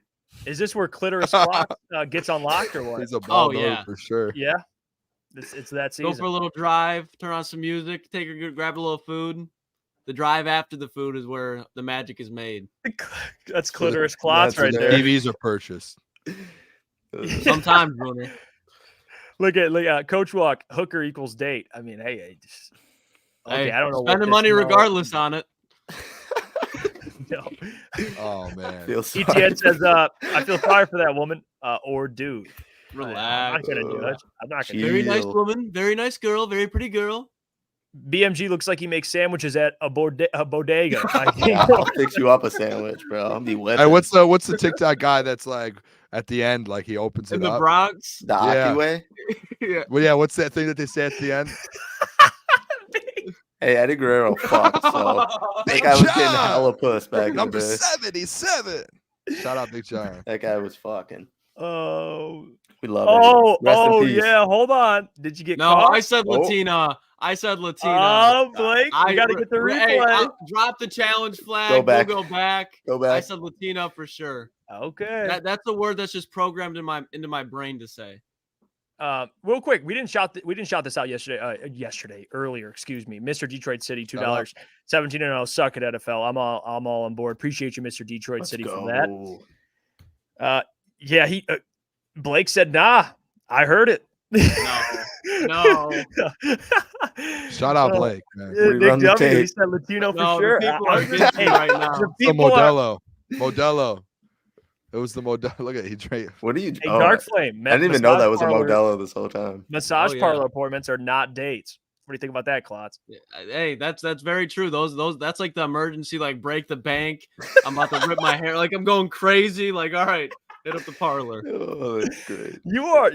An They hold me down. They hold me down. Respect. Okay, we got the replay. I rewatched it. He said Latina. Okay, Thank so you. we got the ETN real one. replay. ETN real one. We got the replay. Thanks to you guys. All right, I think we'll get into it Oh, now, no. honestly, because I think people will waiting on it. It's the theme of this episode of this stream, and it's who should the Detroit Lions sign in free agency? Who should they bring in? There's some names out there. Lions got money. And there's some positions of need, right? It just depends on what your number one position is. I think universally it should be corner. I don't think it should be a debate. And then after that, we can have a conversation. But guys, and you know what, Lucas, I'll start with you because this is like your forte, and then we'll go around. But give me a free agent, throw one out there that you think would be perfect for the Detroit Lions. My number one free agent, just because I think I'm putting into account like realistically that'll happen. If it's Stephon Gilmore for me, just because I've talked about it numerous times in Dallas. I think he was the better cover corner between him and Deron Bland. Deron Bland made a ton of pick sixes, but he also gave up a ton of yardage. What does that tell you? He's getting a ton of targets. Now he makes plays out of those, but there's a reason they're always going to his side and not Stephon Gilmore. Stephon Gilmore is a veteran. I understand he's not in his prime, but he was a top 10 corner in this league. When you talk about going into a DB room with a lot of younger players, I'm assuming they'll try to get one in the draft, whether it's early in the draft or the later end. Stephon Gilmore would be the most realistic number one to me. If we weren't being realistic, I would say, to your point, Jeff, L'Jarius Sneed, but I don't think there's a way that the Chiefs let him walk. Yeah, you know what, guys? No I'll just say my pick. I think it's an easy decision. This is a layup, to be honest with you. A reunion. Jeff Okudah. Bring him home. Relax. I'm not gonna lie to you. Relax. When Lucas said corner, and I have the free agent tracker up, towards the top of the list, I just saw Jeff Okudah, and I was like, there is no way. Like, imagine that if that happened. So I do. I like Stephen Gilmore because he's still playing at a high level. Oh yeah, that's a good point. He'd be with his brother too. And he'd be with his brother. I think for me, That number threw me one off, free I'm not agent. gonna lie. What? He's Steven and Stefan. Yeah. Like they're two different people. Like you said Steven, and we already have Steven Gilmore. That's Jeff. He does it all the time. It's fun. Yeah, I was kind of We all- confused. I was like, I You swear said we already Stephen have. Gilmore instead of Stefan Gilmore, Jeff. It's okay. It's a human mistake. Well, Yeah, no, no, I you're think right. I think I was mentioning that we have is Stephen Gilmore. That's who the Lions have, right? Yeah, that's what I was trying to say. Regardless, all right, whatever. Booner, he would be the only one that I need to No, correct. Yeah, dude, like you said the wrong recognize name, it. so I just wanted to clarify. Like it just threw me off. Like you said Steven, and I was like, wait, we already have Steven. Okay, We're so good. Let's anyway, move on. I want to hear yours. yeah, wanna I hear don't yours. know what this is about. Okay, regardless, thank you, Booner, for that. You're welcome. For me, I think that if you're going to bring in a free agent, the biggest one out there, and this has been a guy that I've been kind of simping for. I'm not gonna lie to you, Justin Matabuke. Love it. Yep. Yeah. Imagine the difference. Like you got a Lee McNeil who's got a pass rush upside, right? And he's a great run defender. And then you put next to him another guy who I think Justin Matabuke's measurements, he's what, 6'3", 300 pounds. He's had a Big sack, boy. I believe, 80, 90% of the games. I think he might have went Yeah. one game Yeah, without he a had a sack. Back in 11 straight games, I'm pretty sure. 10 or 11 Yeah. straight games. Yes, at least a half a sack or more, whatever it is. So this man, we talk about Aiden Hutchinson. Yeah, he needs help. He needs help. Imagine the interior pressure that Aleem Oh my McNeil gosh. and Justin Matabuke could pressure from the interior. And then you're allowing a guy like Aiden Hutchinson just to clean the play up. And if you go draft an edge rusher, there you go. Now you're talking about putting this defensive line up with some of the best in the NFL, which is where the Lions should strive to get to. Yeah, corner's important, but if you're not getting a consistent pass rush, I mean, this year you got a pass rush out of some of your safeties, some DBs, obviously some of the linebackers, Anzalone, Derek Barnes, Jack Campbell. But if you got a guy like Justin Matabuke, he makes everybody around him better, and you're adding a guy to one of the best run defenses already, and he's got amazing pass rush upside with what he's doing out there. And, of course, Big John just adding in, he's got amazing hand-fighting skills. Like, he will create havoc up front. So that's my number one if we're talking about who the Lions should bring in. He's going to be expensive, though. Yeah. That'd be worth it. But and Hey, to how your point, much- Jeff, like real quick, Booner, it's because it'll be 2 seconds. Like Brock Purdy running in the red zone last week, that is the exact type of plays that he would take away from the mobile quarterbacks. That when the Lions, they have everything done in the secondary for once in their life, and the quarterback finds a way to create a play on with his feet, those get eliminated if you had a guy like that. Absolutely. I was going to go. All right. Wait, Booner, you going? Who are you going to say?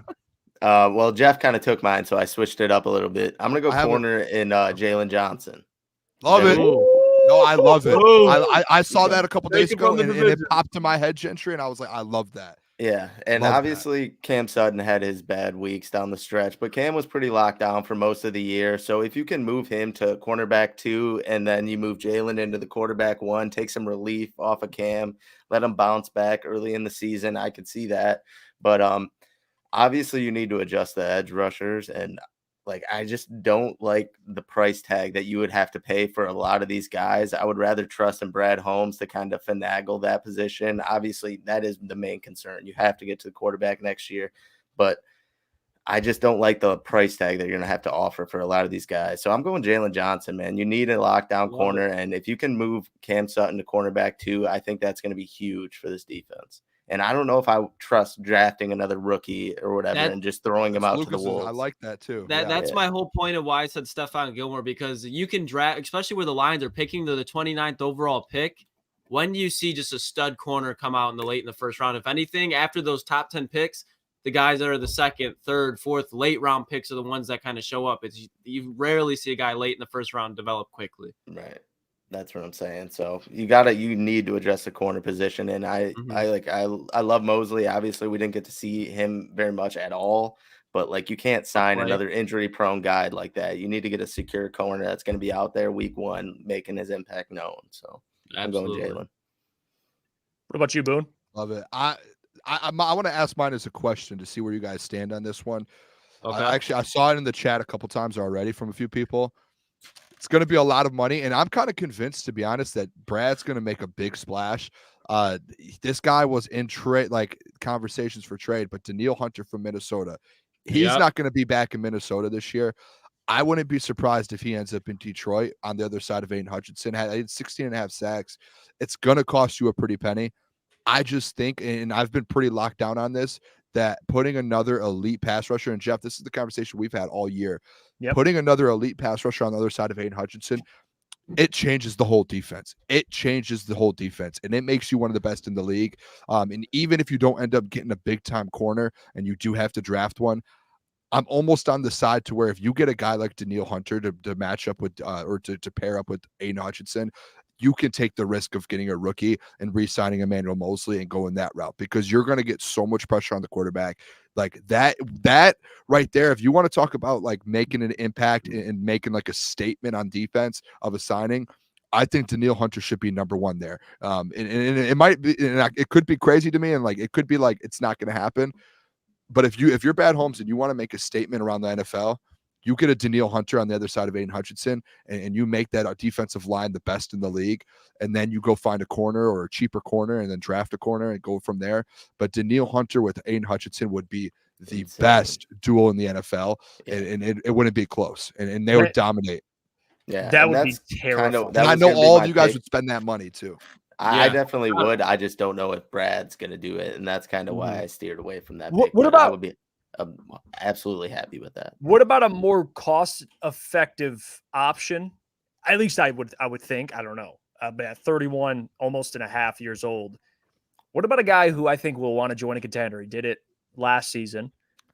What about a Leonard Floyd? Ooh, 10 and a half sacks this season in Buffalo, and he's at 31 and a half. That might be like more of a 1 year, 2 year deal. They paid $7 million for him last year. Shout out Adam.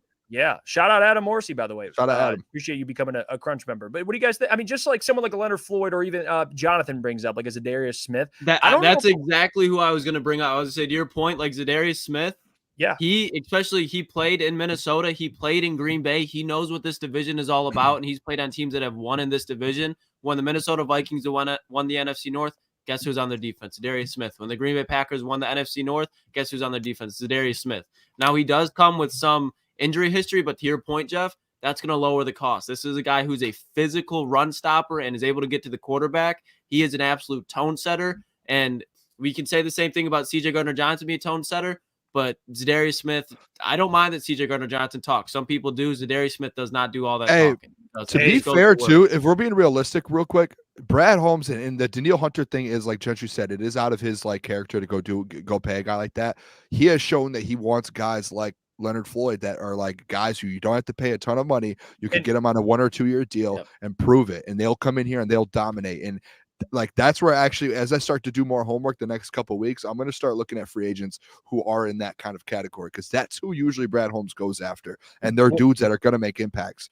So I'm actually, that's a great. I like. Hey that. Guys, real quick, you know who was still he was still in LA when Leonard Floyd was a Ram. It was his first year. Brad Holmes. Yeah, Brad. He won a Super Bowl when he was there. Yeah. So there's that. Obviously, I just think. Listen, if you're talking about what Brad Holmes likes, and we saw this last year with C.J. Gardner-Johnson, it's going to be like cost-effective, great value free agents, like guys that will take a discount or maybe didn't get the contract they expected, and they're coming to the Detroit Lions. Zadarius Smith is an interesting one because hey, he's going to face the team he played for years ago that chose to trade him, didn't want to pay him in Green Bay, and then you got Danielle Hunter who's going to face the Vikings. Like hey. Jalen Johnson, Mike brought up. Hey, bring some NFC North guys. They're pissed off. Play for the Lions. I'm cool with that. Yeah, and I need to dive into this free agent class more, because there's a lot of big time names. And I haven't been able to dive in as much as I want. But just looking at it, Calais Campbell, he's available. Like there's like cheaper guys, fellas, that like who put like decent numbers up, and you can get them very cheap. Better, and they put better numbers up than guys that you have on your team that you're paying $12 million. Romeo Cora. I might have to update my number one, fellas, because I just peeped it. I'm trying to look at Devin White right now. Devin White. No, because you saw KJ Britt take his spot in Tampa. He got Devin benched. White, yeah, and it's not because Devin White's. He was still a captain on that team. I'm not saying Devin White's the guy that he was in the Super Bowl, but if you have Devin White with his athletic ability next to Alex Anzalone, and you bring in Jack Campbell, that defensive front seven would be so fast. I'm off of that. I'm out. He would be cheap. I'm not doing on a anything to hold back deal. Jack Campbell this next year. This is Jack Campbell's year. I'm not doing anything to hold him back. They still wrote, even if you don't have to have Devin White as the starter because he's not going to be asking for high price money. I just think your linebacker room right now is very elite. Like, it's very underrated. What do we need a linebacker for? Because injuries happen in the NFL, especially in the secondary and your defensive front. You make a trade or you go get someone who's like. Devin White's going to be cheap, man. He just got hurt and he got benched. But to be your number one, if you're talking about, he does not need to be your number one. Jeff or Lucas, you just said I'm switching my number one guy to Devin White. Oh yeah, for what the line? Yeah, you want a depth linebacker for your number one free agent signing. A depth linebacker, Devin White would start on all 32 teams outside of the San Francisco 49ers and Baltimore Ravens. Jeff, he just said his number one free agent signing. He wants Devin White. Yeah, you did say you're. I'm a Devin White simp. I wanted him. Good thing you're not our GM. Devin White. Good thing you're not our GM. Devin White was a stud until this year, and he got benched. And now everybody acts like he's just trash. His rookie coming out of LSU. His rookie, this man won an All-Pro in his second year. Gentry. Last year, what he was just as fucking good. What up, Booner? To be your number one free agent, though, that is surprising. Number one free agent when you need a corner, you need a defensive end. The last thing you need on this defense is a linebacker. Fine, I'll put him to 2. Okay, does that make you happy? A little bit more. It should be like 4, but hey, Phil's got your back. Look at that. I agree, Lucas. He's a leader, a teacher, still good, damn good linebacker. I think Phil is Lucas's guy. Lucas earlier today said Phil's my guy. Me and Phil used to butt heads all the time. We're boys now. Earlier in the show, he said, I get what you're saying about Jack Campbell. When you're talking about a guy who has won a Super Bowl and is still extremely athletic and playing at a high level. That is awesome, Lucas. But when you need a defensive end and a defensive tackle in the corner, there are other needs. And you need some linemen. I'm not saying Devin White, seal up free agency after that. That's all you need. Like, no. Yeah. You said he's your number one target. What are we doing? And I said, Lucas, okay, and I said I'll calm it down and go 2. I'll calm it. Is there a huge difference between Zadarius Smith and Devin White? No. Should be 4. Yes, it will. You know what other linebacker's a free agent who's a dog, and I would take over any of them, but his price tag's gonna be way higher. Is Patrick Queen from the Ravens, man. He's a fucking savage, and he's out there too. Obviously, he's gonna get paid, and I don't think that's in our realm of players like linebackers, like you guys said that we're going for. But if he was looking for a linebacker, that's a guy I would certainly check out. So let's just get this clear, because we're okay. Would we all agree that corner is the number one position in need? Mm-hmm. Yes, corner. And then edge rusher. What would you guys say too? Edge rusher. Edge. I think it's like 1A, 1B. You can go back and forth. Yeah, that's okay. Depending on the price and who it is. And then third, to me, I'd go interior. I'd go defensive tackle, like a 3. And 4, if I'm being honest, I would go like an offensive lineman if there's someone you can snack. Yeah. Mm-hmm. And then maybe 5th, we could say let's start looking at some depth, and then maybe we could look at a depth linebacker. You would love Devin White on the Lions. I would love him, but like, Devin White in a Lions uniform, you'd be like, "Whoa, Lucas, you might have been right. You might have Lucas, ride this horse into Ford Field." Lucas, this is one of those things to where like you really love the player for a while, and then it's like they would be sick to see him in a Lions jersey, and it's like it doesn't want to do much. Like Jack Campbell is about to be like right up there with Alex Anzalone. Like you're gonna have him. But the thing is, you have Derek Barnes and Rodrigo. Hold on. If Alex, this is my whole point about like you can have Rodrigo, a great player, who just picked off Brock Purdy. Go ahead, we'll move on because I'm not gonna be able to talk. No, go Lucas. What do you got? Go Lucas. If you have a great player like a Jack Campbell or Alex Anzalone, you surround them with other great players, they become even better. You saw it in the safeties in the playoffs when they were able to run 4 safeties. Imagine being able to run 3 linebackers against a run-heavy team. So you could have Devin White, Alex Anzalone, and Jack Campbell out there. Yeah. And then you have that with the guy who has won a playoff game numerous times, has won a Super Bowl. It's on a bargain. He's going to be on a prove-it deal. The minute that he said he's not re-signing in Tampa, he got benched. It's not because he can't play. It's because they have KJ Britt behind him, and he said he wouldn't extend there. Jeff, what are your thoughts on this before we go to Booner? Can I just sit to Lucas's point? Jeff had a dirty look. Yeah, to Lucas's point, we should just upgrade. We should just upgrade every single position and get some depth and some former Super Bowl players in every position. That would be amazing if you can do that. You can't do that. You don't have that many roster spots. Linebacker is one of the last groups you need to do that. You do it. Like, why the Lucas, fuck do you think they brought in you're Zach talking Ertz? yourself. What You're are we talking doing here? Lucas, you're talking What are we yourself doing? deeper and deeper into this one. Just let's move on. You're That's going what I deeper and said in the deeper first into a bad place. hole here. I love Okay. you. Go ahead, Though. Jeff. Say Go ahead, I Jeff. love you, Pivot. Booner. Say I love you, Booner. I love you, Lucas. I love you, Booner. All right. Look at that. Like an old Linebacker, couple. What the hell are we doing here? Jesus. But no, Linebacker. to be honest with you, I wouldn't hate a Devin White. I wouldn't. I mean, as long as you take care of other position groups first. But you would You love get a Devin White Patrick on a- Queen. That's the point. Just Patrick take care of what you need, fill the holes, Yeah, and then we yeah, can go yeah, on yeah. from there. Yeah, if you get a corner like a Stephon Gilmore, all right, and then you go out and get, a defensive tackle, an edge rusher. Yeah, I wouldn't mind it. Sensitive male. Wow. It's fair. Hey, you got me fired up. Acting like Devin White's a Hey, castaway. W. That was funny. All right. I didn't put that up. I swear to God, I didn't. What did it say? Put it up again. I missed it. Goes did it. I love the boys, though. Come on. Look at Coach Walk 37. No, we're not going to do that. Yeah, we're good. Yeah. All right. Will pass. Hey, did you guys see Cam Sutton replying to those Instagram? Yeah, comments? he was on one, wasn't he? Does he You think not that's real? realize? Do you Like, think that's real? I don't know. Screenshot everything. He's You got- Cam, Got to be fake, right? Yeah, the first that, one that I would be saw, really I think it dumb. is. He's got beef with Wyandotte. I don't know what. Yeah, what's up with Wyandotte? Isn't that where you're from, Hey, Booner? some very, No, some very my big family people lives in like Woodhaven, Oh. so it's close to like Wyandotte, but not there. that. You Yeah, dropping I- homophobic slurs. What is going on with guys like? Listen, we I met think it's Cam fake, Sutton. dude. Yeah, it's No, gotta but be fake. we met Cam Sutton at training camp. We all actually went together. Yeah, And it's great guy, by the way. Great too. guy, like a great guy. When I He played really well at the beginning of the year and then kind of dropped off.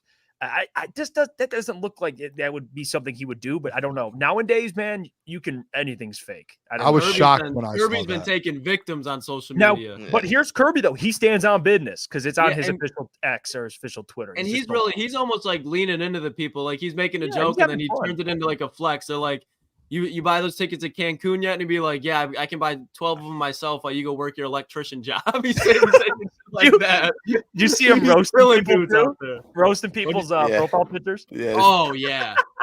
talking about that He- dude's big feet. Did you see what he did? He tried to roast a guy's profile picture, and the guy just had his profile picture as Baby Tron, and he roasted Baby Tron, and the guy it wasn't actually the guy. Like the No, guy, he That's probably even knew that funnier. was Baby Tron, but the whole thing is, why do you have another man when he's As your like profile. 15 as your I don't profile know. picture? That everyone was like in the Baby Tron, comments was 10 like, years ago. Kirby. Everyone in the comments was like, Kirby, that's Baby Tron, bro. Like chill out. What did Kirby? What did I Baby didn't Tron see- do? Kirby, come on. Yeah, it was like, Lions kinda fans wild. need to chill That's though, man. strays, though. Like trying to run players out of town, sending DMs like that, man. Yeah. Like fire Dan Campbell, get rid of CJ, get Cam out of here. Say like, Yeah, calm emotion. down, Lions man. fans are emotional right now. Yeah, like Is this what it's like having a good football team? You have like half of your fan base that just overreacts. Well, and, you're like, also goes seeing nuts. the impact of having bandwagon fans join your team throughout the That's season true. too. that is fair. That's what we're all I like. didn't All even these think of that. emotional fans that are just like they're reacting off strictly one game and acting like the San Francisco 49ers game. Like that is the whole player's career. Like people are saying, like, release Josh Reynolds. He can't catch a ball. I'm like, man, if you didn't have Josh Reynolds in this playoff run, you don't beat the Rams. You're probably not at this point where you are during the season. You want a guy like Josh Reynolds back, especially when he's going to take a bargain deal. Go ahead, Gentry. I was not saying release Josh Reynolds if you were talking about me the other No, night. I didn't even think that you said that. I did not. He needs to stop stealing J-Mo's targets. I get him him and Goff had that connection, but the feel good story is done with me. Dude, J-Mo's wide you know what? receiver 2, give him the targets. I'm sick of seeing those slants. Like that slant that Josh Reynolds dropped, the second J-Mo. one. J-Mo catches that. He's in the end zone probably. Yep. Stop J-Mo caught running that plays last week. That J-Mo should be catching or should be run for J-Mo to other people. Give him that man his targets. He proved what a weapon he was that last game. I'm done with that shit. I Let's love Josh Reynolds. They should Talk that resign him, talk. but Talk that talk, Gentry. I don't Yeah, know. Gentry, BMG. yo. Do you know what I was thinking as well? I think I actually brought it up. I can't remember who. Someone in here I actually brought it up. Might have been on the pregame show. But Marvin Jones, like the fact that Josh Reynolds and Bring him back? Goff. No, I'm just saying the fact that Josh Reynolds and Goff had that connection and Marv came in and Marv's a good player. Like he was good in Jacksonville the year before. And I think he just kind of was a victim of the Josh Reynolds Goff connection. And like he just wasn't like there just wasn't that there because Goff already had that connection. And then JMO, to your point, Gentry, it's like now JMO kind of at points you kind of get that feeling a little bit to where it's like some of those should be going to JMO. Yeah. That's all it was. I mean, they still shout need out to bring Josh Reynolds back. Gentry confirmed Josh Reynolds hater. He did just go. He did just no. Don't you put that on me, Lukas Klotz. Yeah, that honestly, Gentry was spitting there though, and the people were eating that up. Look at Kyle. It says Gentry spitting facts. Thanks, Kyle. I mean, Straight thank you, facts. Gentry. Yeah, I think we all can agree, and maybe you disagree, but I would assume we all agree that Jameson Williams next season, like that has to be it. It has to be the breakout season, right, Booner? It has to be. Yeah, I just want to make a comment. Something just popped in my head. If you guys haven't watched Wilbur Nights or anything, I'm very ADHD, so I move around a lot and I think of things. Real quick, thought of this. Jeff texted us earlier today and said 50% of the people who watch this show don't subscribe. Real quick, we don't do commercials or breaks or anything. Quick like intermission right now. If you guys are not subscribed to the channel, make sure you guys hit subscribe right now. Sure. Everyone do it. Hit the like button. All of that. It helps push kind of the show out to the algorithm. And if you're just watching it and you're not live right now, just hit subscribe for us. That's all. I just wanted to listen to the man who took shots with Lil John in Panama City. Yeah. And Amon-Ra St. Brown posted me on a story. Dan Campbell knows who I am. Brad Holmes knows. Like we can keep this thing going. It's fair. Yeah, I am kind of that guy. I'm just kidding. And I did look. Listen, I did look, and about 53% of the people that watch our content are not subscribed. Or become a member as well if you want. That's over half the people that watch our content are not subscribed. And I know, listen, if you're subscribed, this doesn't apply to you, but that's not a favorable number. So subscribe if you haven't subscribed. It's so you can, again, stay tuned. We go live every day, 8 p.m. to 10 p.m. weekdays. And then, of course, Chef Talks NFL. Appreciate you. You already know I'm subscribed. I don't know how to become a member, but I'm sure like some. Well, okay. If you guys, how to be a member, it's in the description. If you're on your phone, you can go to a prior video. It's in the description, or I'll put the link back in the chat. You can become a Crunch member. There's 4 different levels, I believe. Bronze, I believe it's just Crunch member, bronze, silver, gold. Gold, obviously, they have exclusive content. We come out with a video a week just for gold members. Jeff's OnlyFans. I put my feet on there. Yeah, it is. It's Booner naked with a Booner Path sign. He's holding it up, so you can get that exclusively. So there you go. John said, "Become a Crunchy." Kind of like that. Yeah, that's fair. I like that. I don't know. Yeah, like a Swiftie. No. Oh, actually, never mind. No, I don't like it. You ruined it. You ruined it. Yeah, now you ruined it. No, I'm going to lose my mind during the Super Bowl when they just show Taylor Swift like 8 times within the first quarter. My mind is going to explode. I honestly wanted the Chiefs to win the game. I don't care. I do, man. I'm there to watch the game. I'm not there to watch Taylor fucking Swift. Chiefs are going to send her out to midfield for the coin toss. When Beyonce's at games, when J-Lo's at games, they show them once, and then they turn. And they could be banging some dude on the team, too. I don't understand what it is with Taylor Swift, bro. She's not even that hot. You want me to be honest? Not even that hot. I might not even watch the Super Bowl. Have not decided yet. You're a liar. You're such a fucking liar. Dude, I don't know if I could do it. And Shut up. Lions should be playing in it. I don't know. Just root for the Chiefs. That's what you are right, but stop. You're watching that. That's cap. Yeah, you're gonna watch. I might go to like a Super Bowl party or something. It'll be on, and I'll just okay. So have a couple drinks. Anyways. That's cap. To be honest, you guys know I do love to bet, so I definitely have somebody out. Yeah, come on, Boone. That's your identity. Well, we'll definitely. I'll have a Booner. And by the way, too, the Booner parlay that we gave out on the show, didn't realize it hit, and I didn't go into my account because I was so upset for about a whole day. So I didn't go to my FanDuel account. My Booner's parlay of the day did hit. Coach. The way that I found out it hit is I went into my messages on Twitter. Someone sent me a message and won $1,000 off of it. So shout out whoever that was. I'll have to go back. They need you. They need you for the Super Bowl. The people need you. I will have a play for it for sure. Guys, did you see that I don't know, it was a tweet or somewhere that how much money that Taylor Swift has made the Chiefs in the NFL? Yeah, it was like 300 million or something. Crazy. What? And Lucas is so like, what? I don't get it. I don't understand. So annoying. It's so annoying. Like, I'm there to watch football. Like, Taylor Swift annoys me in general. So, like, Sundays, football, that's like the time where I don't have to worry about seeing any of that shit. That's where you keep all the femininity and the wokeness. Just keep it out of football. Let me be honest. You just want to do it, that's fine. Not on Sundays at 1:00. Trust Circle. What's Trust up, Circle. Yeah, I get more annoyed with people saying, like, just keep complaining about being annoyed about it. Like, just watch the game. If they show it, they show it. Shut up. Like, I don't care. I'm allowed to be annoyed by it, dude. But like, you're like too annoyed. It's like, dude, it can't bother you this much. It's Taylor Swift. Taylor Swift. She lives in your head if you're letting Lucas. You know who you sound like? She lives in your head if you're letting her do. Like, who cares, dude? Like, dude, if they show her, they show her. Like, turn on the radio. Her music's on everywhere. I'm not going to complain about it. Lucas, you know who you sound like though? Who? You sound like Maz. You do. That's true. Really that's true. But and sound that's like Maz. Old man yelling at Cloud. Like, just let it go, dude. Yeah, just yelling at nothing. But dude, that's honestly, like she's not that bad, and like I zone her out. They do overdo it sometimes, but like I mean, dude, they play like the same bullshit commercial like 4 times in a row, and you zone that out too. And that's annoying. No, that's annoying. It is, but like, dude, I just move on and live go on the with phone or something. Look at the bets. I agree with you. I think we all agree with you, but it's like, dude, relax. Like, it sucks, but it's like, dude, it's not that big of a deal, man. Like, Hey, you know, it really isn't, but I get it. Just zone it out. And it's not like it's Taylor Swift's fault that they capitalize on her being there. Like, of course, I know that's the NFL's fault, but you know what I enjoy? Eminem, he's at games, he's just chilling. And I think he's so relaxed, and he on business.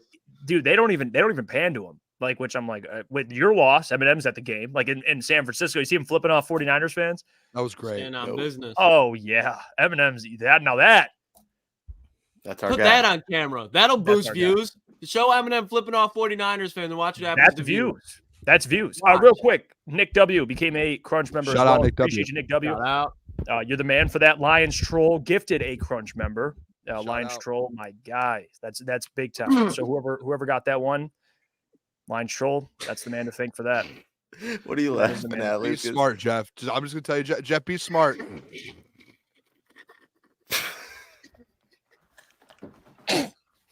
All right, let's be smart here, fellas. Come on. All right. Am I dumb? Blake says I literally click on an old video and cannot see the member option link it, Jeff. I got you, brother. Don't worry about it. Give me 1 second here. Let me see if this works.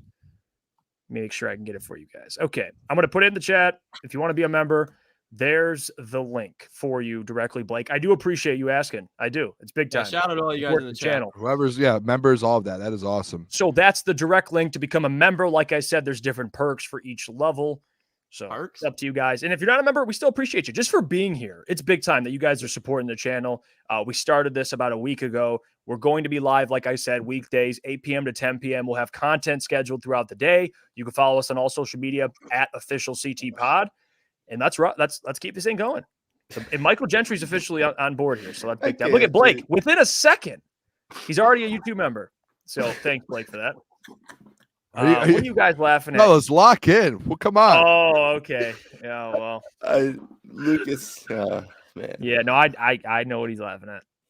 I don't. I lost. How does he? Man, he knows some stuff, man. I don't know where he's getting. He knows some stuff. Oh yeah, now I'm seeing it. Got to support this crew. Appreciate you, Lions Troll. Mr. Detroit City, I hit the link. Since when did you get an OnlyFans? That ain't me. That ain't me, my guy. That ain't me. All right. Are we doing this? What? No, what, Booner? What's on your mind? No, we're keeping this thing going. I texted you. You got to go look at your text real quick. We're not ending this now. Dude, it's 9:30. Why would we end it now? Yeah. I thought you were about to end it. And I was like, "What are you doing?" No, you're like, "All right, it's 9:30." Okay, yeah, dude. Because I shot you a text about something, and then you're like, "All right." Like I'm like, "Whoa, we're not ending this, man. We got 30 more minutes." Let's end it at 9:30. This isn't no circus show. This is crunch time, baby. The way Jeff just outroed there was. It's not an outro. Oh, this is what I tell Jeff all all the time. That was Jeff's Booner? outro voice, though. I know what you're talking about, Booner. It was like I was like, "Oh done no." a show for too long. He's just winding down. I did a morning show with Jeff for like 6 months. Congrats. We were on track. Yeah, we're on track, boys. Okay. Hey, Booner, you do your job. I'll do mine. Jeff will do his, and Gentry will do his. You do your job. You don't worry about anything else. You understand? Who are you talking to, first of all? Back down. The Booner Sports Show, the like Booner Path. You worry about the Booner Path. You understand? That's a lot to carry about. We got to the back down. We got the Yeah. down. You need to back boys, down. We made it. We got the air horn. I do what I want. Whose air horn is that? I didn't know about Hey, that. You guys you didn't do leak yours. that to me. I'll do mine. All Who right? dropped that air Can we horn? put the RIP bell in here? Guy. You did Oh, that? You please. did that? Yep. See how Jeff did his job there? Jeff wasn't talking. He hit Lucas, the sound effect you're button. getting on my nerves now. What are you gonna do about it, Boom? Modelo. I wish I could. You're drinking too I'm much. saying like 10 You're words drunk right now. You're No, drunk. You wish. You're stupid right now. You're acting stupid. Yeah, this is a problem here. Just Now I'm bothered mad. Booner. Hey, did you I guys don't watch? want to do the rest of the show now. I'm not even laughing. Lucas ruined it. Booner, don't get like that. Don't get like that. I love you, Booner. Say I it don't back. love you. No, I'm There we not go. saying it back. There we I'm See how locked this in. is? See how this is? You can't. All right. You can't just do that and then expect me to be like, oh yeah. No, You were all over me, pause about Devin White, and acting like I was an idiot. hard. we're And talking sports. We're talking ball. Yeah, All right, that's let's what we're move on, doing right Jeff. now. Jeff, let's move on. Lucas, you stop talking. Jeff, let's move on. I know. I Hey, wanted you're to not say- my mute button, pal. Okay. All right. We're moving on. Don Thompson, appreciate you for becoming a Crunch member as well. Thank you for that. I want to ask you guys, because we kind of mentioned it earlier. Love you, Booner. And because we're talking about, are you going to watch the Super Bowl? You want to give some way too early Super Bowl thoughts here? Like about 49ers Chiefs? Like where are you leaning? What team are you leaning towards just now? I know we're coming off a loss 2 days ago, but at this point, it's got to be the Niners year, right? Like at this, but Patrick Mahomes, the way he's playing, like you can't count him out. I think you can make an argument at this point. If Patrick Mahomes wins this Super Bowl, he would have more than Brady up until this point, I believe. And the most impressive. This would be one of the Up more until this impressive point Super of his Bowls age. I've ever Of his seen. age. Yeah, for sure. Because a lot of the times, like, I'm not discrediting Tom Brady whatsoever, but Tom Brady took pay cuts for a reason. It was keep talented players. The Chiefs had the most drops in the NFL. And in my opinion, I do not see a way for them to keep up with the 49ers unless they absolutely shit the bed and just don't show up. So if Patrick Mahomes somehow outscores that offense, especially when Travis Kelce throughout the season hasn't been Travis Kelce of old, he's turned it up in the playoffs. Yeah. But that would just be so impressive in my opinion. Yeah. I don't know, man. It's just so hard to pick against Pat Mahomes. But, like, I think if the Chiefs get off to a lead or early lead like the Lions did, they're not giving it up. And I don't know, man. I'm not betting against Patty Mahomes in this game. So when it comes Super Bowl Sunday, I'm betting with Patrick Mahomes and the Chiefs. Booner, you can't bet against Mahomes. I'm betting on Patrick Mahomes and the Chiefs. Yeah, exactly. Me and So Booner are I one and the think- same. And I'm And going their to be honest defense, with you. their defense is playing really good. You take in a Super Bowl, you take the better defense, you take the underdog. It's the Chiefs. You know And what the that Chiefs line have moved a that the little bit. 49ers don't? Isaiah Bugs. You're a Big troll. bugs. You're a troll. He's going to be the difference. No, the Chiefs actually lost one of their defensive linemen with a torn ACL. Oh yeah. Yeah. I can't even think Yeah. of his name, but He he was- was kind of having their James Houston type of season. Yeah. Yep. I can't think of his name either. But It's a hard regardless, name too. you can't bet against the Chiefs. The 49ers, they're in a win now. They're in a win now mode. And it's funny because the Chiefs were kind of in a down year, quote unquote, figuring out the offense. Yeah. Thank you for that, Chef. By the way, that's Charles Omenahue. No, Karlaftis he's playing. He's playing well, by the way. Yeah. But the Chiefs in kind of a rebuild year a little bit, like Rashee Rice, stud. Travis Your guy. Kelce, it was a corpse of Travis Kelce, and then he comes into the playoffs and he's playing extremely well. Mahomes looks good. You know what's funny? You know what the biggest changer for me with this Chiefs team is? How they beat the Ravens. They didn't even need Mahomes to be Superman. Like the defense did most of the work, and Mahomes just This year's the defense, this Kansas City Chiefs defense. Mhm. Yes, absolutely. And it seemed like in the second half, Andy Reid was pretty much like, hey, we just can't turn the ball over and we're going to get this win. Like, that's all. We just don't turn the ball over. Dink and dunk. We don't have to have these big explosive plays. Jonathan Gannon style, pew, pew, pew shots. We just got to win this game, get out of here, no turnovers. And it's a tough team. If I'm saying in the Super Bowl, you got to lean quarterback and head coach, I'm going Kansas City there. So Yeah, give me the Chiefs. I'm the same exact way. I think this defense has been on a different level. Like, this is what's been leading them this year. I'm just going to stick with the every year. When I pick a Super Bowl winner, I just pick who has a better defense, and if they're the underdog as well, like that, they always come out on top, and that's where it comes down to. And at the end of the day, you still have Patrick Mahomes on the other side with that defense.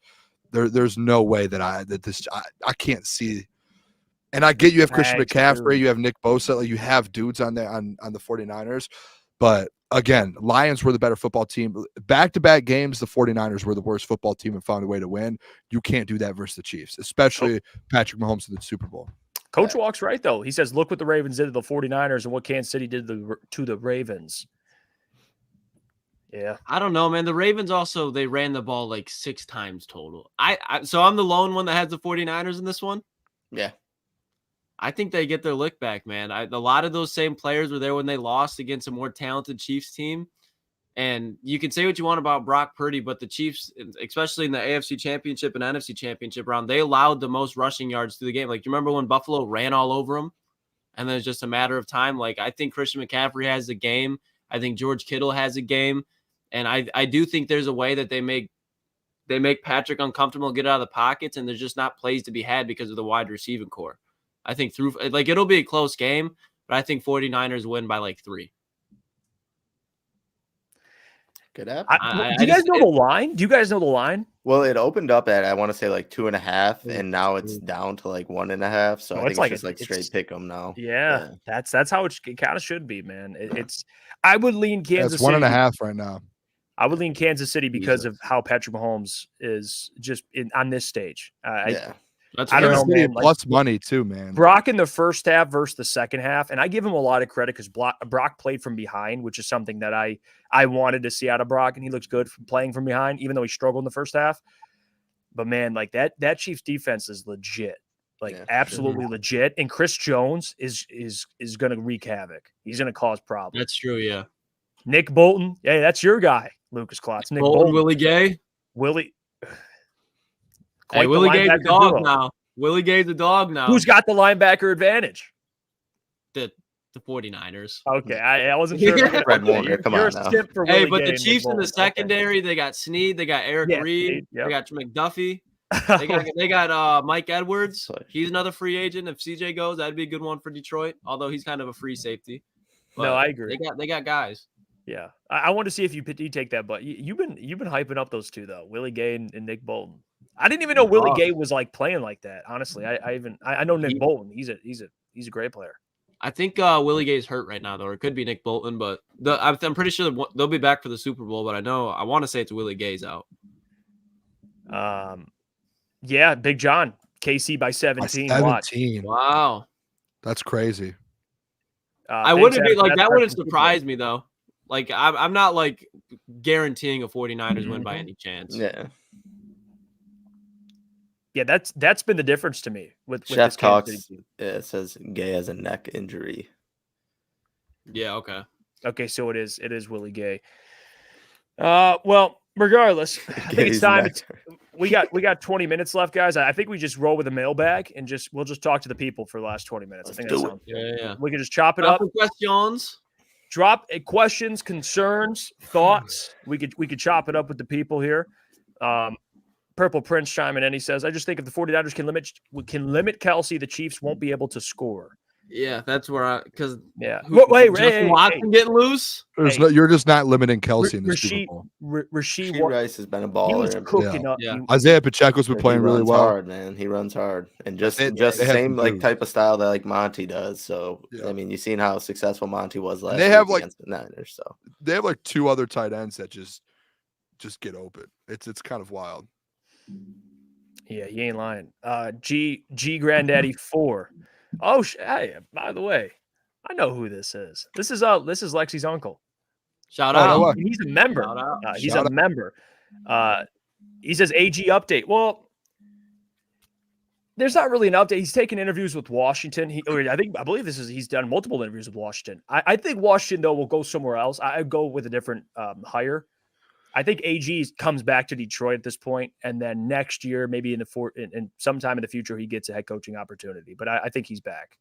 Yeah, I think Washington goes a different direction. Yeah, honestly. me too. There's too good of coaches still available. I just think that has Vrabel written all over it, in my opinion. I'm with you. I think Vrabel's man. that'd be a great hire, culture hire, truly. Let's see, Steve Lemon.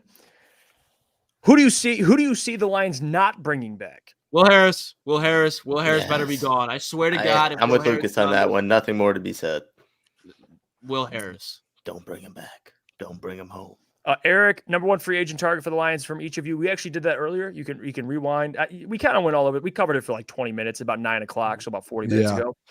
And then Lucas brought up, he almost went Devin White, and then he didn't. I backed down. He almost stood on business. Stefan Gilmore proceeded to not stand on business. But so okay. Booner was Danielle Hunter. Who were you in that, Jeff? Justin Matabuke. Yeah, and I was Jalen Johnson. Yeah. Yep. All right. Yep. Let's see. This is a good one.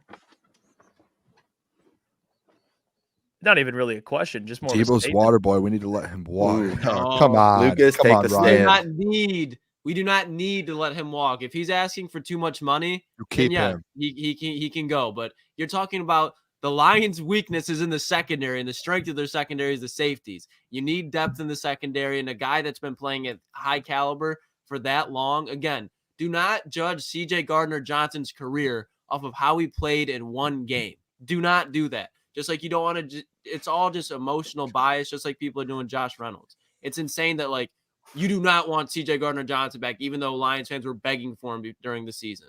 And like when he was hurt, they're like, wait for C.J. to get back. Wait for C.J. to get back. Now he's coming back from a torn pec. In 3 games, he gave you 2 interceptions and a clutch pass breakup on Cooper Kupp and man coverage in the red zone against the Rams in the playoffs. People want to sleep on that.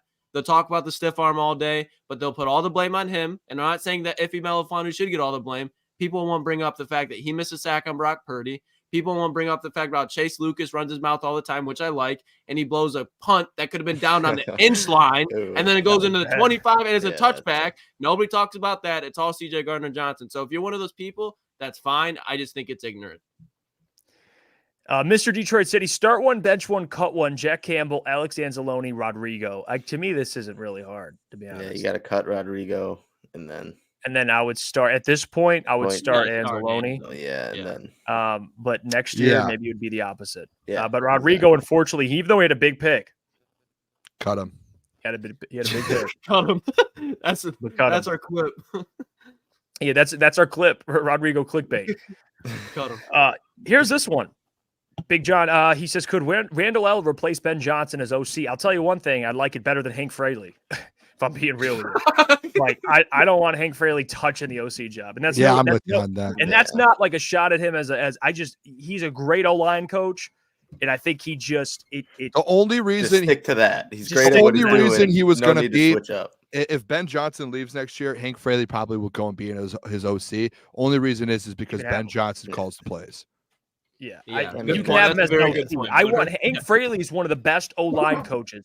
You're one of the best in the NFL. What you do, just stick with that. And if somehow we can get through this offseason with Tanner Engstrand not getting a job, that would be a miracle, and that would be the best case scenario for the Detroit Lions going into next year.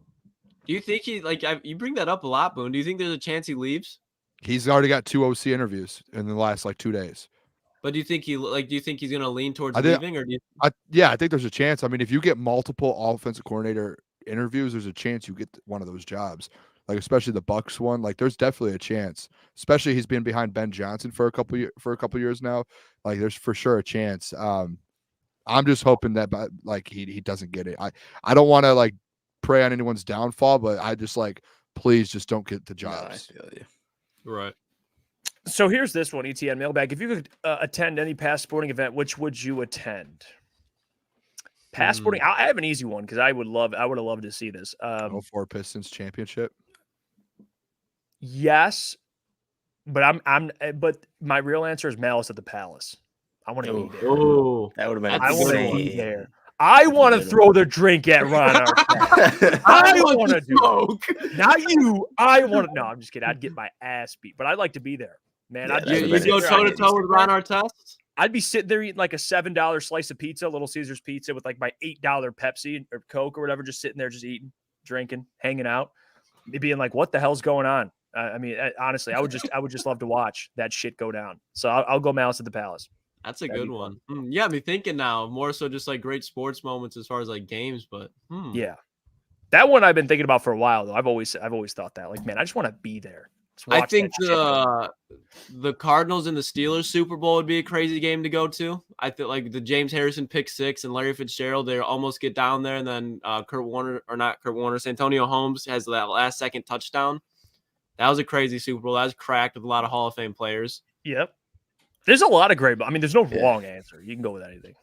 I would just say any Red Wings Cup that my boy D-Mac won. Any of those. I'm out. Take me back to one of those. Let me be in the building. So, I want Mike to be in the building for his basically game sealing goal. I mean, what if we he comes up to you, he skates up right to the screen there, and just chilling there. You guys just high five through the fucking glass. Gentry, we go back and watch a video, and Gentry's like skating around with the cup after the game. He's in the center of the team pick, holding up the cup. Yeah. Hey, when they do win that next cup, I'm gonna be in that locker room. Let's go. Know it. I'm taking a sip out of it next cup. It's this year. Crunch time. Hey, if it's this year, the cup. For sure. Throw a crunch time sticker on it on the cup. Booner pass sticker right on it. Here we go. Chef Mailbag, let's get the ball nowhere path to fixing our third quarter woe. I need to change the word the path. Maybe the ball nowhere. Oh my god! Now you own the word all path. Right, we'll let him have. We'll let him have it. Okay, all right. Sorry, Chef. But, one, don't fumble the ball. Catch the ball on 3rd and 15 and try to run the ball more. I mean, the thing is, the Lions, they didn't even have the ball that much. In the fourth quarter, they went down the field with David Montgomery. They got away from it, but they just blew the opportunities early on in their drive, so they couldn't even set up the run. Like, I wanted them to run the ball more too, but they couldn't. They didn't really have an opportunity. It's their fault, but they didn't have the opportunity. Make plays. Jesus Christ. Foul. Personal flag. For 15-yard penalty on sportsmanlike conduct. Oh, that's funny. Yo, he's been going off King Horse today, man. He's been on one. Don't put that on me. Coach Walk 37 Crunchback. Do the Lions try to add a wide receiver or go after one in free agency? I think they re-signed Reynolds, and I think that pretty much seals it up. I wouldn't be surprised. I wouldn't be surprised. I mean, who are you going to get? You wouldn't be surprised if they don't re-sign Reynolds and get someone else? I wouldn't be surprised if they got someone else, like went out and got a name instead of Reynolds. I mean, yeah. Like, what if a Mike Evans is available and calls you to come to Detroit? You're not saying no. No, that's fair.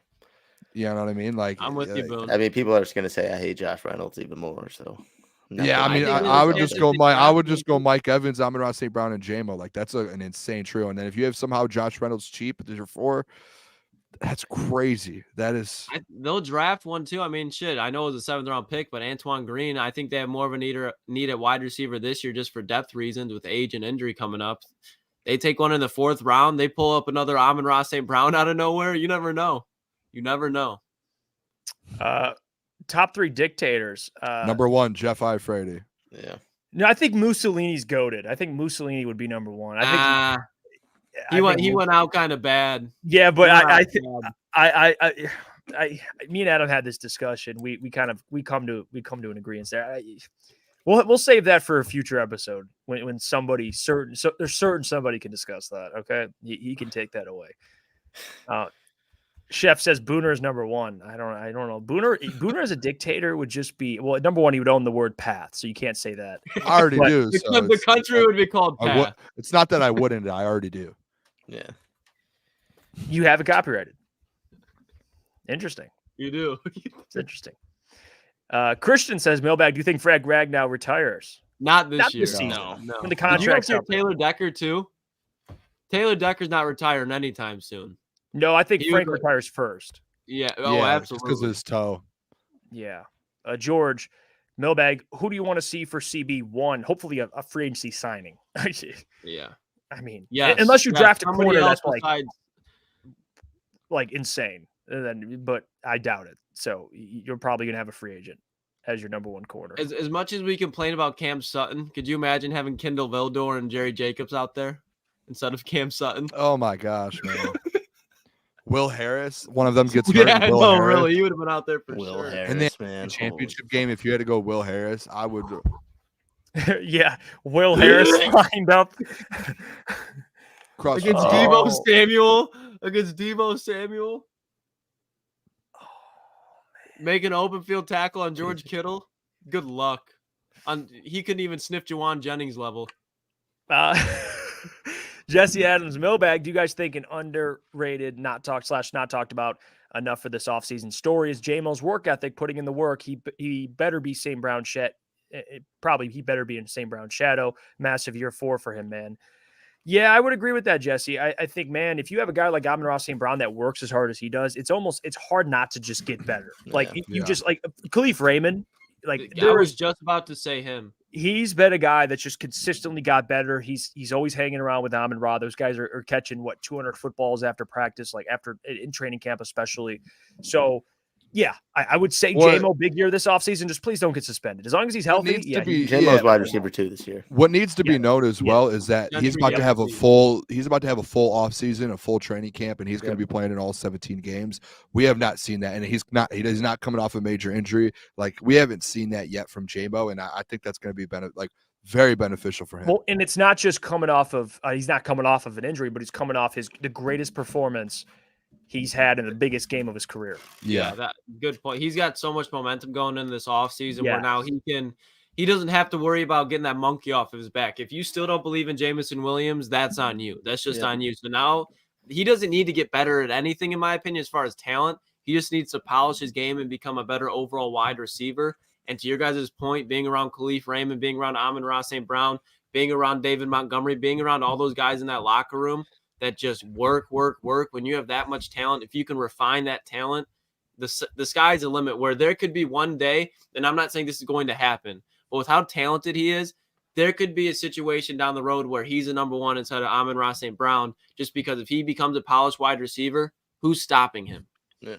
And I'm not saying that's going to happen. Amon-Ra is clear cut, but just with the talent that he has, he has the highest ceiling on this team. And J-Mo would command a hell of a lot more of attention than Amon-Ra. Yeah, it's not all on J-Mo and like his worth ethic, because I don't believe any of that. I believe that guy, he talks about Dan Campbell and how he's always ready to work. He wants to come or play for this team, whatnot. It's also partially on Ben Johnson and getting him the right looks in the offense. So, like, I'm not having that J-Mo work ethic thing. I think he's been showing up. Talk to him. And like early on in the season or whatever, you heard a lot about that and like coming back from his suspension and stuff. But I'm not buying that, man. He's going to have a huge year this year. I can't wait for him to prove everyone wrong. Next year, rather. And here's the next question. Mailbag, Purdy's ability to scramble. Detroit Sports Tea, shout out to you. Mailbag, Purdy's ability to scramble was the difference in the conference finals. Can we still win it with Goff? I will say this. And I'm not going to say you can't win it with Goff, but to his point, like, what is one thing that people praise Purdy for? His processing. He can process information. They don't mention he's mobile. Like, that's something that is just added on with his elite processing, which what's Jared Goff's strength, guys? Processing. Yep. Like he can. So does it stink that he's not as mobile? Yeah. Yes. And he has to make up for it with other ways. So yes, I would. Now, can they still win it? Yes, I will say. But again, if plays break down, instead of taking a sack to be able to scramble, and you saw Goff do it against the Bucks, was that 9 yards he had in that one that game? I think it was a little 9-yard scramble. If you had the type of legs and the athleticism that those guys have, then yeah, it would be great. Like at 3rd and 5, nothing's there. Scramble, get the first down. Hell yeah. Yes. This comment, Goff's best asset, his good looks. Yeah, looks like Ryan Gosling, but that's got to be. I don't know if he can run like Ryan Gosling though. Certainly not. Does Ryan Gosling run like, Jeff? Yeah. It's not like Goff. Goff runs like a baby deer, man. Like a dog. Have you seen Ryan Gosling run? Is that the thing that I don't know about? I know it doesn't look like a newborn deer. I'll say that. Or would it be a doe? With that? No, doe's a female. Move on. Doe or what? Doe is a female. Yeah, it's a girl. You get the point. Not a man. Not a man's man, Jeff. You know what it is? What do you mean? What's a baby deer? What do they call it? Bambi.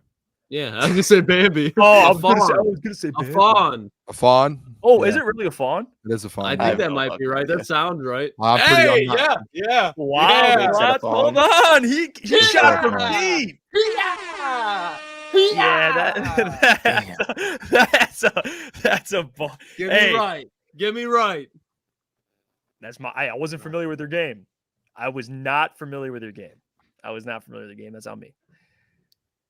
I King Horse. How does? I just read that too, right as you put it up. That's good. It's because the It's It's stats. the I- mustache, dude. It's the mustache. Yeah, this was the look, boys. I was in Florida the last week. Shaved the beard off. I went to a festival downtown Tampa, and like everyone, there was like 500,000 people there, and Tampa's everyone, lit.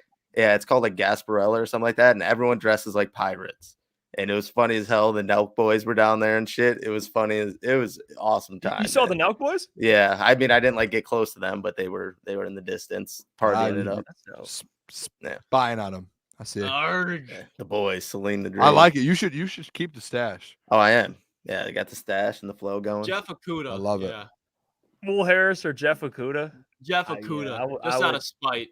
I- Just yeah. by default. Out of spite. I would go. You Can we know pick what? I'm with neither? you. Give me. Yeah. Is there a death option? Just die. I don't want either. To be honest with you. Andrew, will Dan Campbell win Coach Why of am the I Year? getting cooked No. in the chat? He won't. Who you think gets it? Boone D'Amico? Probably. are getting D'Amico probably cooked. should get it. It's all good. It looks good. I like the stash. That looks really well. He hasn't started a full hockey season yet, but damn near. Hey, Damn look near. at J2 Detroit. I thought BMG was Connor I'll Stallion. be Connor Stallions if they need me to be. Hey, I hey, will I be. would- Send me to hey, the I'm games, with bro. you. I don't give a fuck. Real I'm with quick, you. I'll be way BMG low key. I haven't been I'll able be to way talk to low you key. since Jim became the head coach of the Chargers, which you Oh yeah, that did happen. called that. What do you think of Sharon Moore now? That's your guy. That's your head Yeah, coach. I mean, I'm confident in Sharon. I mean, it obviously sucks to see Jim go, but like, I mean, he got the job done, and that's really all you can ask for him. Ask from him. So like, move on to Hey. the next level. Go get your Super Bowl, Jim. Thanks for getting the job done for us. 100%. Got an Ohio State guy I right think here. Michigan will Wait. be We don't give a fine, shit too. about Lucas in Ohio State. Yeah, I mean, when you lose 3 straight He years, I mean, who said, cares? "Oh, And Oh, we won a wait. Hey, Hey, who's the defending national champions? Hey, Yeah. no, hey, Tell him, I'm Tell giving him, you guys your Who got it credit. better I'm than us, not Boone? saying that. Ryan Day is still. When was the last time you won a national championship? 2015, 14, All right, we've got 23, so or we're 24, so and before that, it doesn't matter. What's before that for 24. you? whenever AJ Hawk and Santonio Holmes were Okay. there. that was a decent bit ago, though. I mean, So, that was yeah, a let's decent. not have this conversation. We have the most recent. Good old AJ Hawk, isn't he? Like, is he in his 40s? Yeah, I think he's like 38, 39. Yeah, basically. That would be probably like 2004. about 20 years ago, too. For you, you guys, hey, it is what it is. It is what it is. Jack says Jonathan Smith's season loading. Oh gosh. They'll be better. They'll be better for He Yeah, won a they- national championship oh. in 2002. Oh yeah. 2002. You guys did? No, Ohio Yeah. State. The year I was born. Surprise, surprise. You're 2002. Get out of Yeah. here. There's Are you no way you're serious? 2002. Isn't that crazy? There's zero chance. I need to see. Why a were Swear you to Super God. Bowl. February Wait, are 20, you 2002. messing with me? That is ridiculous. That sounds so No. weird. That is ridiculous. That sounds so weird. 2002. Klotz, you're post to. Wow. That is insane. That is crazy. 2002. Do something about it. He said. Hey, J2 Detroit said Lucas was a Michigan fan for a year. What the fuck? No, never Yeah, that. you were. I was just, You I were. was You were very rooting anti Ryan Ryan Day. Day and whatever the quarterback's name. I can't even think of his name right now. You Tom were McCord? rooting against them. You were rooting for Michigan. Like their quarterback this year. yeah. Oh, yeah, McCord, I'm- McCord. I'm sorry. I was openly fuck Ryan Day this year. Yeah, It's that's still what I'm that saying. way. So you were a little bit on the Michigan. You were. I was, he's yeah, got a I would point. say I was not an Ohio State supporter this year. Yes. Wow, look at this one, Dark Flame. Jesus, I had already been in the Army 4 years when he was born. By the way, thank you for your service. But that's 4 Shout out. years already. By the time the ball knower Klotz, he came out probably swinging. Came out barking. He came out barking. Wow. Yeah, OHNO. That's more like it. I There. like that. All the Ohio State disrespect it's valid. I say the same things. I just saw I was reading like an article just kind of going through Ohio State because I was checking up because you guys did a lot of work in the transfer portal. Dude, And I they know had by far the best They got Caleb Downs. It's over. Michigan shook Ryan Day that bad. They got a lot of players coming back too. How bad And is they it going to got be when and they people lose are making again fun with of all the those- Bill It'll be O'Brien bad. hire. It'll be bad, Boone. People It'll are be making bad. fun of the Bill O'Brien hire, but I think that's the saving grace that can bail out Ryan Day. Bill O'Brien is an OC, man. There's been saving graces for 3 years. He was at Bama. They got rid of him at Bama, and guess what happened? Will Howard, quarterback issues. Will Howard. He's. I can tell you right now. He's not. He doesn't need. He just needs to be a point guard that doesn't shit himself. That's what happened with Ohio State. Fucking Or this for 3 years. That boy got bubble guts. He's gonna be shitting himself. He's got a Big 12 championship under his belt. Oh, that's cute. He's been in big real moments. Cute. Awesome. He's been in big moments. That's real cute. That's real cute. Who's Michigan's quarterback this year? Doesn't matter. Hey, Jaden Davis. Jaden Davis season. So Jaden Davis he's season. not a true freshman, is he? Yeah, I think he is. Yeah. Oh, okay. He'll be fine. Yeah. Yeah. Oh, Who's he you- throwing- It's gonna be an who's he interesting throwing to? situation. Not gonna lie. Who's he throwing to? Hey, don't forget about the last true freshman. Samaj Morgan. Don't bring him up. Me and Flannel had long talks about that man. Oh my gosh. That guy used to scare the shit out of me, dude. Just reckless out there. And who's running the ball for Michigan this year? Donovan Edwards, the Don. And Don. You know who the Don is. I Come know on for now, a dude. fact Yeah, you know who the that's Don true. is. Don. That's true. Donovan Edwards.